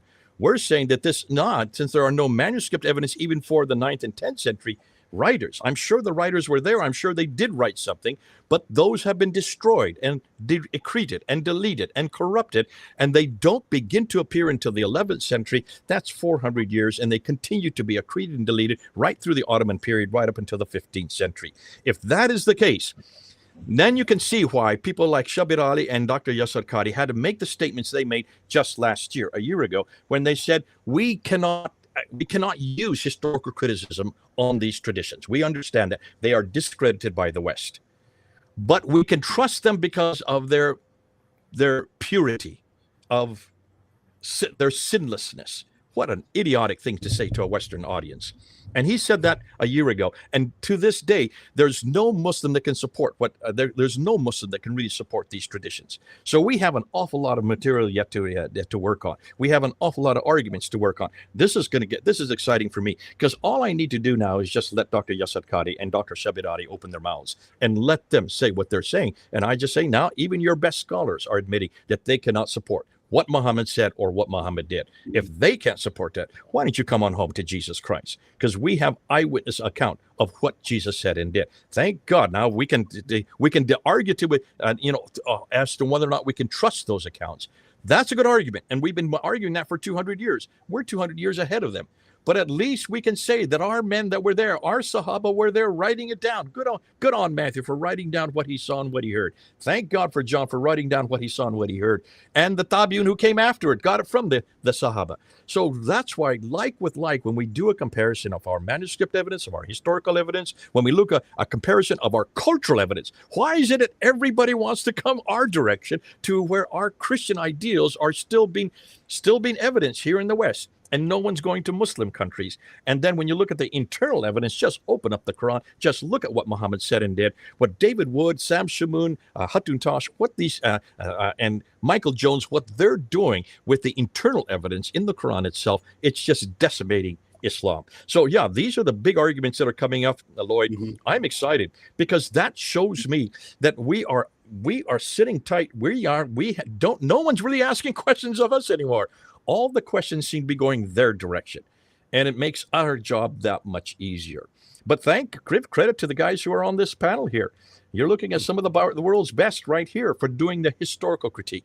What I consider to be probably the most devastating, because it's the one that's going to have the biggest effect in academia, in the institutions that are going to come from here on out. And that's why we, in some ways, we're opening the door, we're putting out and pushing the boundaries so people like the academics like Stephen Shoemaker can write the book, The Creation of the Quran. He was able to get that book written mainly because so many people he knew would buy that book. He knows that there's a huge panoply, an audience out there that wants to read how the Quran came to be. We need someone to write on Mecca yet, and we need someone to dare to write on Muhammad. Those two we don't have yet. We need academics to be able to do that. I'm about to publish a book on Mecca. It used to be published. Yeah, but I mean someone from academia. Academia. Yeah, we need someone that belongs to the academic material. Stephen Shoemaker is an academic. Yeah. Once he writes, Gabriel Said Reynolds is coming closer and closer to doing that. I'm just giving a little bit more time. I think he'll be writing for us. But Dr. Smith, we know everything about Muhammad. We know when the light came in and the light came out, and we know everything. What do you mean we don't know about Muhammad? I mean, Muslims know everything, more than you can even imagine. Remember? Okay, there you go. Now prove it. Jay, if I can speak about a little anecdote. In 2017, the two bestsellers in Morocco, the two best-selling books in Arabic. There was one book from Mohamed Lamsia. Robert knows him. He attended many INARA conferences. So it was one book in Arabic about discrepancies and oddities in ancient Quranic manuscripts. And the other book was from Rashid Eilal, Moroccan author, about the end, Sahih al-Bukhari, the end of a myth, the end of a legend, and he explained that there are no ancient manuscripts from Bukhari. And those two were the best-selling books in this Muslim country, Morocco, in 2017. So you can guess that you will have a lot of success with these arguments. That's 9 years ago. Really So, interest Muslims. Amen. well, listen, can we get that translated into English?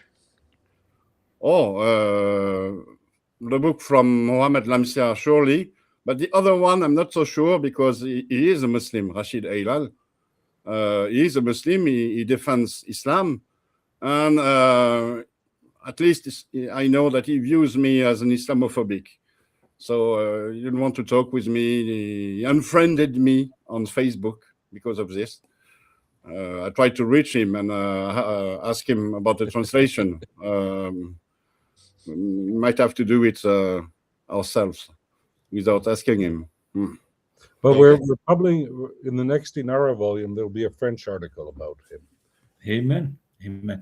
You know what's amazing? As I grew up in Egypt, learning about Mecca, Dr. J. Smith, it's unbelievable. They make it 100% factual. I mean, you're talking about that great city, which without it, literally, the travel between Yemen and the Levant, Shem, will end because people could not make that long trip without stopping at Mecca so they can get the food and the water they needed to continue the trip. So Allah in his wisdom made that great city Mecca there in the perfect spot for life to move on. And when you hear that, you can't help it but all your life to believe it. And I listen to you. You tell me there was no life in Mecca. There was no water and all the good food and the rest area like for the travelers. I'm so sorry to have destroyed all your childhood dreams. Oh. Wow. As Robert does. Crying, yeah, wipe your tears. I mean, seriously, think about it. When I heard you talk about that subject first time, it seemed to me, as I said at the beginning of our podcast, you're A, liar, B, you do not know what you're talking about, or C, you're just being deceived, I guess, because how can we talk about, how can we get this information to the Arab Muslims who grew all their life for hearing from their grandparents and their parents, as they teach their children and their grandchildren about how great the city of Mecca. I mean, it's impossible. It's impossible. And we have no evidence of that. This is the beauty of YouTube. This is the beauty of all of the different platforms that we have. I mean, we have quite a few platforms represented right here, and big platforms. And that's why it's so good that every one of us has. Paul, you have a platform. Mel, you have a platform. Odin, you have a platform. Lloyd does. Usama, you're on everybody else's platform. You need to start your own and really start really getting most of his time with me. Say that again? He spends most of his time with me. I don't have time to do anything. Actually, we do in English in our TV broadcast Saturday nights. And, listen, I don't mind you being on Lloyd's platform. That's great, but you also need to have your own so that your name gets out there. And that's why I'm telling all of my students, we've started about 20 different platforms. I said the more platforms we get this out there, the more people that you can influence, the areas that you can cover that I can't, the better this is going to get out. This is one reason why YouTube has been such a great vehicle for us. Writing books is great as well. That's why I'm glad that Odin's doing that. I'm glad that Robert, you have been doing lots of articles. All of us need to start writing articles and writing books. Let's just get ourselves onto as many platforms, because that's how we're convincing so many people. Amen. We've been working together for some months now. Usama and myself, we've done 80, 90 shows already, I think, if not more. We've been very, very fortunate that Dr. Kerr has joined us recently. We're doing regular shows. We're discussing various very interesting topics, and maybe Dr. Smith does not know. I really do have my own channel, which is Usama Way, or Revealing the Truth About Islam. Has been doing that for. Let me just hear who you are. Usama Way. It's a straight way, Grace Ministry. I've been doing that now for almost literally TV of like 5-6 years, but on the radio for 16 years with VCY and Worldview Weekend, Brand House. So I'm super busy, but I love to work with Lloyd as well. May I just what's the name of your channel? Usama Way, USAMA, Usama Way. No, it's not here. Am I looking? Is it all one word? Yes, it's one word, Usama Way. Or it's on Facebook, it's on YouTube, it's on Rumble, it's on X, it's everywhere. No, we'll send the link with Lloyd De Jongh. I don't see anything of yours. Well, Yeah. maybe Usama, you can text him the link. Oh, here it is. Usama Dakdok. It's Usama Dakdok is what you call yourself. Yeah. I mean, Okay. we have hundreds and hundreds of videos for all the years and radio broadcasts. You need to get more subscribers. You need to just build up. That I really, I'm the last one who think about how to do that. I really care less about doing it. I just love to be with other people as well, encourage other people. That's good. Dr. J, one thing I've noticed though, we've been collaborating together, and in theory, I mean, fine, I'm not the largest channel, but what I'm noticing is one, that YouTube is clearly messing with the statistics. Clearly, I am getting far more views than what the YouTube numbers indicate, and so YouTube fiddles with the statistics. But that said, it's also not the size of the audience. Sometimes it's the quality.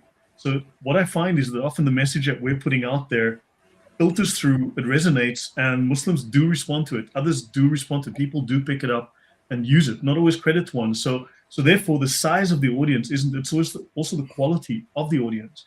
And I think the quality we put out has a very large impact. It's actually well beyond we punch well above our weight. So I think we're doing some really good work here. We've got some great people. And we're at the bleeding edge, and I think we're leading. Yes? I've had my channel since 2006, so I think I've had the oldest. I do have the oldest channel here. I've had mine for 20 years. Remember, YouTube was invented in 2005. So I've been going almost as long as YouTube has existed. And back when I started, we could only do 15-minute videos. And I didn't really want to start the channel. It was some Christians in London that came to me and said, when they went up online and they found out that there were 43,000 videos attacking Christianity by Muslims, only 17 confronting Islam, 17 versus 43,000. And they said, we need someone to go public. Would you do so? You're down at Speaker's Corner. People are filming you. This is before the iPhone. This is before, well, maybe it was the iPhone was out by that time, but this is really before, YouTube was the first one to really put videos out there on a platform that people could watch. I said, okay, let's do it. And that's why I started. Now, what I tell people, and this is what I've been trying to get people to get across. If you're going to put videos out there, make sure you read the comments at the bottom of the video, because that's where you find out the caliber of the people that you're talking about. And that's what we're finding out, Lloyd. The comments really show you if you're just getting people who just are knee-jerk reaction, or people who are actually engaging with what you're saying. When you get people that engage with what you're saying, you know you're successful. And I always read the comics. And I hope that you're all doing the same. Don't just put videos up there without looking at the comics, because that's where you can find out what is communicating and what's not communicating. That's called peer review, actually, the comments. And what you do, and that's how I found Odon. Remember, Odon, I found you because of the comments you were making. They were such good comments. I said, this guy is of substance. He knows what he's talking about. And he was feeding me stuff I didn't know. He was feeding me stuff about the coins that I didn't know. That's how I found Paul. Paul, I got you on board because of the comments. You were there, and I said, this guy really has substance. He understands the Jerusalem, the Jerusalem parameter that I've never really come across. So if we're going to be doing this, make sure that you engage with the people that are that are watching you. You may not know. I mean, a lot of times people put names that aren't there. I mean, most people put names that aren't theirs. They're just foolish names, or they're just a formula. Make sure you do contact them and then start to work with them, and then use them as a means. They may not want to go public. I have 2 or 3 people that I use that don't want to go have their face on the camera and don't want to go public. That's fine. But as long as they keep feeding me material, and as long as they keep feeding and bringing material that is excellent, you're going to find out that that's going to help, and it's going to upgrade your material as well. So yeah, absolutely. Make sure that our material tends to be we tend to get much more.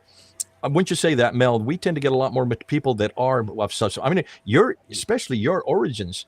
When I look at the comments on your origins, these are all people that have been following you for years. They're a very serious group. You know, they like to go deep into things. And to be honest with you, in my opinion, they are 10 times more intelligent than I am, and are more gifted in so many areas. So they're a great help to me. One of the things I wanted to say, without maybe changing the subject, is I think one of the things that is really important to communicate with the general audience is people project back onto the 7th and 8th century their idea of what Islam is like today. And Islam under the Umayyads and Islam under the Abbasids, and again, Islam under the Ottomans are three completely different things. And most of what we think of Islam today is really Ottoman created. Yeah. And I think that's something we need to emphasize.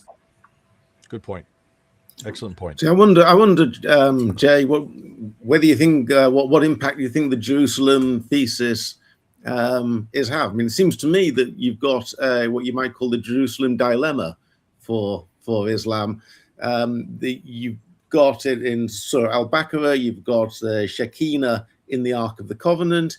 You've got Mary in the sanctuary of the temple being raised there. You've got everything. The final judgment is all going to take place in Jerusalem. All the characters in the Quran, virtually all are Jerusalem oriented. People like David and Solomon and Saul and Moses is on his way to Jerusalem, and Abraham, of course, and even Muhammad himself on the Islamic tradition.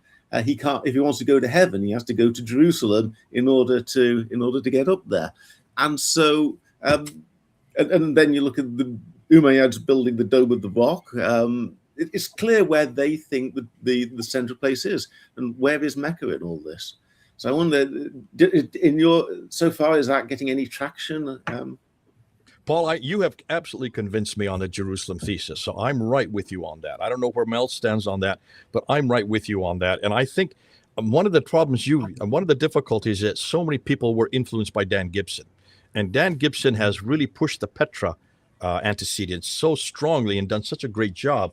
We had Dan at the conference last month, and he Odon, I don't know if you had a chance to talk to him, but I had a long time, and then we had a panel discussion. Remember that panel discussion where he was up there on the stage with us, and he made this incredulous statement. He said, "What you're finding out, what you're doing, Jay, you and Dan Janasik, who's sitting next to me, most people are discrediting because you're not taking into consideration all these thousands upon thousands of books written by Muslims that completely confront what you're saying. And you have not read all those books. Therefore, most of what you're saying just is most people are laughing at this idea that there was no Mecca, this idea there was no Quran, and this idea that there was no Muhammad living in Mecca." And I sat there and I just looked and I realized we're talking from two completely different presuppositional bases. See, what you're doing, Paul, is you're not going to the traditions to find out how to find these antecedents. You're actually going to the evidence on the ground in the 7th century. Dan, however, starts from the traditions. He believes the traditions are perfectly valid. So therefore, everything he finds, he uses the traditions first, and then he tries to prove it from what the evidence that he finds on the ground. And that's why he comes up with Petra. Petra makes sense because it fits into the paradigm of the traditions that he starts with. Those of us here who are talking here, the 5 of us, none of us start from that premise. We've pretty well thrown out their traditions. Why? Because they're all so late. And what they say just don't fit the evidence that we're seeing in the 7th century. And what you're doing, Paul, you're saying, I don't care what the traditions say. Of course it will. If you're going to go to the traditions, why even put Petra? Don't bring Petra into it. Go back to Mecca. Stick with Mecca then.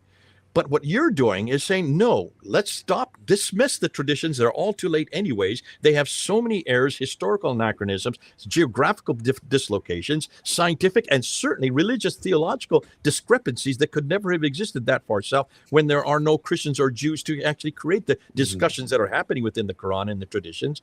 Let's go and see what we are finding. Where could these discussions have been taking place? Where does the geography that you're finding actually exist? And what are all these reference after reference after reference to these places that would make no sense in Petra? They absolutely make sense in Jerusalem. That's why I am convinced that you got it correct on that. Now, as far as fleshing it out, there are limited possibilities here. Either God has multiple houses, which there's no evidence for that in the Quran, or God moved his house, and there's no evidence for that in the Quran, or the Jews got the house of wrong.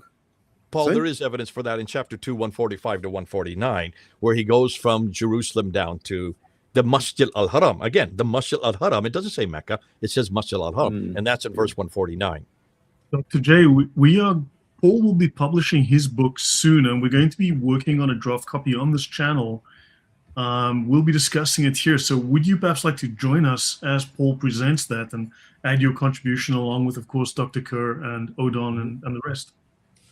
Listen, Lloyd, I'm surprised you got all these guys on at one time. How you got that, I don't know. When I thought it was just going to be you, me, and Usama. When I came on, I saw Odon's face there, and I saw Robert Kerr's face, and I saw Mel. Mel, you're supposed to be on a pilgrimage. And then I saw Paul's as well. God bless you. What you're doing, I think the more the merry, Doctor. The more the merry. We love the big crowds here. This channel is like a party. So, you know, I was kind of invited on, and then Robert Kerr found out about it, and he joins in, and then Mel, I think, was just kind of minding his own business, and he came across us and joined in last week. So now you're here. It's incredible. It's a hub. It's like a magnet, isn't it? Yeah, no, I have no problem helping when I am free. My problem is my schedule. Like I have to leave. In fact, I have to leave in about another 15 minutes because I have to be somewhere else. But yeah, anytime you're doing this, just let me know when you're doing it, and I'd love to hear Paul's. I would like to hear him flesh it out, and so we can throw questions, because this is, in some ways, we are going to be the peer review for Paul. And that's why it's so good having Robert Kerr, because he has such a wealth of background in so many areas. He can just calm us down and say, wait a minute, there's another way to look at it. And we need to have that. Odon as well. We'll do a regular weekly show with the panel as we have it. And Usama joins when he can. Mal has joined us now once or twice. Oh, is it always at this time? Yes. Yeah, Dr. Robert Kerr has been a blessing. I mean, just amazing knowledge and content. So yeah, if you'd like to join us, it would be wonderful to have the two of you on, especially to add your contributions, because we're working at the bleeding edge here, and I think that, and a lot of us, we concur with you. We were inspired in many cases by you, at least some of us are, and yeah, we all seem to be converging on the same conclusions, and we'd love to support each other. Yeah, I would say I'm not really the academic that you have. The others are probably more academic. That's okay, Neither am I. I'm just the communicator who gets it out so that people can hear it. But no, I would love to join you whenever I'm free. And if you could just remind me each week what the subject is, I may come in for that. I may suspend and move things around if it's a subject that I'm interested in. But listen, this is a great group that you've got here. I would ask if you could get Al-Fadi on as well. Al-Fadi would be another one. Probably Robert Janasic should be in on this as well. Dr. Kerr, your thoughts on that? If we had Dr. J join us, because I think with the two of you collaborating and us discussing things would be amazing. No, definitely. I'm all for it. Yeah, the more the merrier, as some say. Amen. Just as long as whenever Robert speaks, we need to keep quiet and let him speak, because I think of all of us, he probably has the academic equilibrium more so than the rest of us. Sorry to make you embarrassed, Robert, but we all look up to you. We have a huge amount of respect for you. We just do what we can. We just do what we can. But I would concur with what Paul said, because, of course, it's called Bait in the Quran, the house, which is Habayit in Hebrew, and of course, 3 guesses where that is, and so yeah. It can only, so if you only have one God, how many houses does he have? And even if you look at the Islamic tradition, not that I'm saying that it's historical, but with Umar, riding into Jerusalem, redoing Palm Sunday, it should say something that they're trying to claim Jerusalem as their own. And of course, Mecca only makes sense later, and I have ideas about that, but that would go too far now. But it's clear that it's a secondary development. It makes sense, I think, but it's clearly a secondary development. Got to go, guys. Okay, Mel. Okay. Good seeing you. It's been great. Take care, guys. Okay, bye. Bye-bye. I'm going to have to go All the too. best. Bye. So God bless you all. Thanks you. Okay. By the way, you all know that Mel just recently got married. Yeah. Yeah, we know. Yeah. Nobody told me. I was not invited even. What is wrong with you, Mel? By the way, we did invite Saint Neither was I, Murad. He couldn't Usama. make None it of us were today. invited. No. Yeah, by the way, Saint do Murad apologize. couldn't make it today. I did invite Saint Murad, but he's busy. We're asking him tomorrow, though. Okay. Tomorrow, Lloyd, I've got God bless you. Thanks for what you're All the doing. best. God's All good. the rest of you, I'm going to have to say goodbye. We'll see you care, probably Jay. next week or a week Thank you. after. Okay. Take Great care to then. see you, Thank Jay. you. God bless, Dr. J. Yeah, I've got something prepared for on Porcana for tomorrow, if you want. Fantastic. Great. So we can do that. With this topic, one thing that I actually wanted to mention is when we were talking about evidence, that we hear that Muslims say that they used to have the house of Khadija right there in Mecca, but then they turned that into, I think, parking space or something of the sort, when it should be, if that thing was there, the definite proof that Mecca was there. You could know how it was built and all of that, and it would be pretty much a museum. But instead of that, they somehow decided to remove it. And then there is the other story that I always bring up, because I liked it when you said it, Lloyd, about that museum in Sanna, that something happened to it. I don't know if you want to tell the audience in case they didn't know about that Yeah, event. so the work I did on Yemen, on the southern and early Yemeni contributions or influences on Islam, there was a museum in Al-Mahabisha, which a Saudi F-16 apparently dropped a couple of bombs on, destroyed 12,000 pre-Islamic artifacts for no reason whatsoever. But the best answer, JC, the best answer, we do not have evidence, because Allah, in His wisdom, He chooses to lead some people to guidance and lead others away to be gone astray.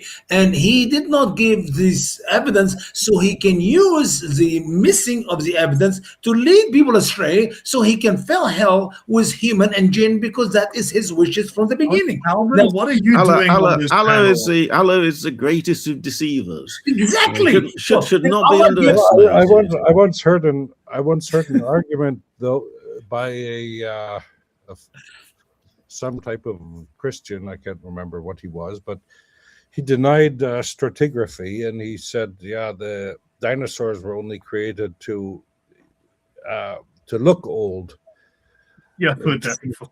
To confuse us. And okay, good. Well, if there's, then what are we talking about? But no, but I concur. But there is one caveat that one has to make, that so maybe partly as a reaction to all of this critical research going on, that Yemen in certain Islamological circles has become something of a vogue.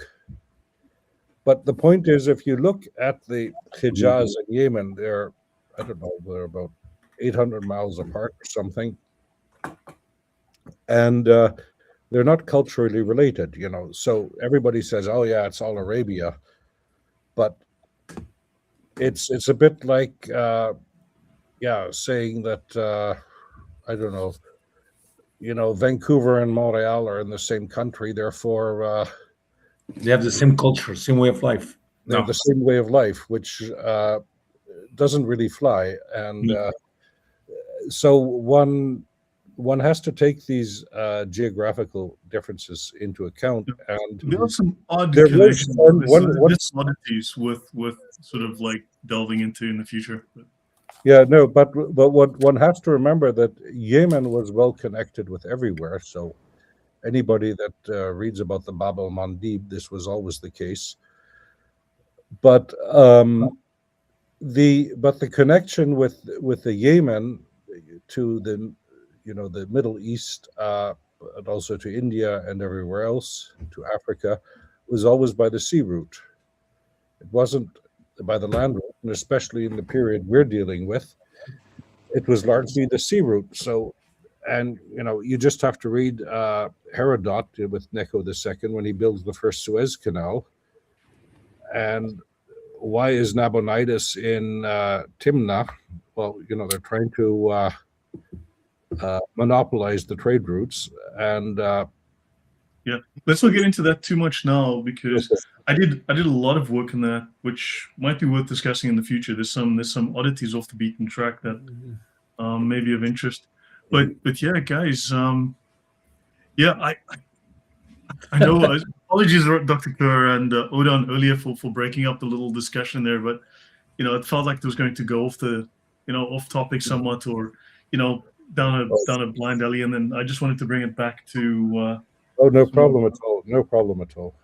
Because we can always have that discussion again, but I'm also, and of course, I'm very excited that Paul's book is coming up soon. So, but yeah, and tomorrow we'll be talking with Saint Murad, who he's got some very interesting material he's developing in relation to Subaik and Yemen as well. So, but he's not ready to really speak about it too much because he says he needs more time. But there's certain things that overlaps with the work that I've done. So yeah, so there might be some new avenues opening up in the future. Amen. Very good.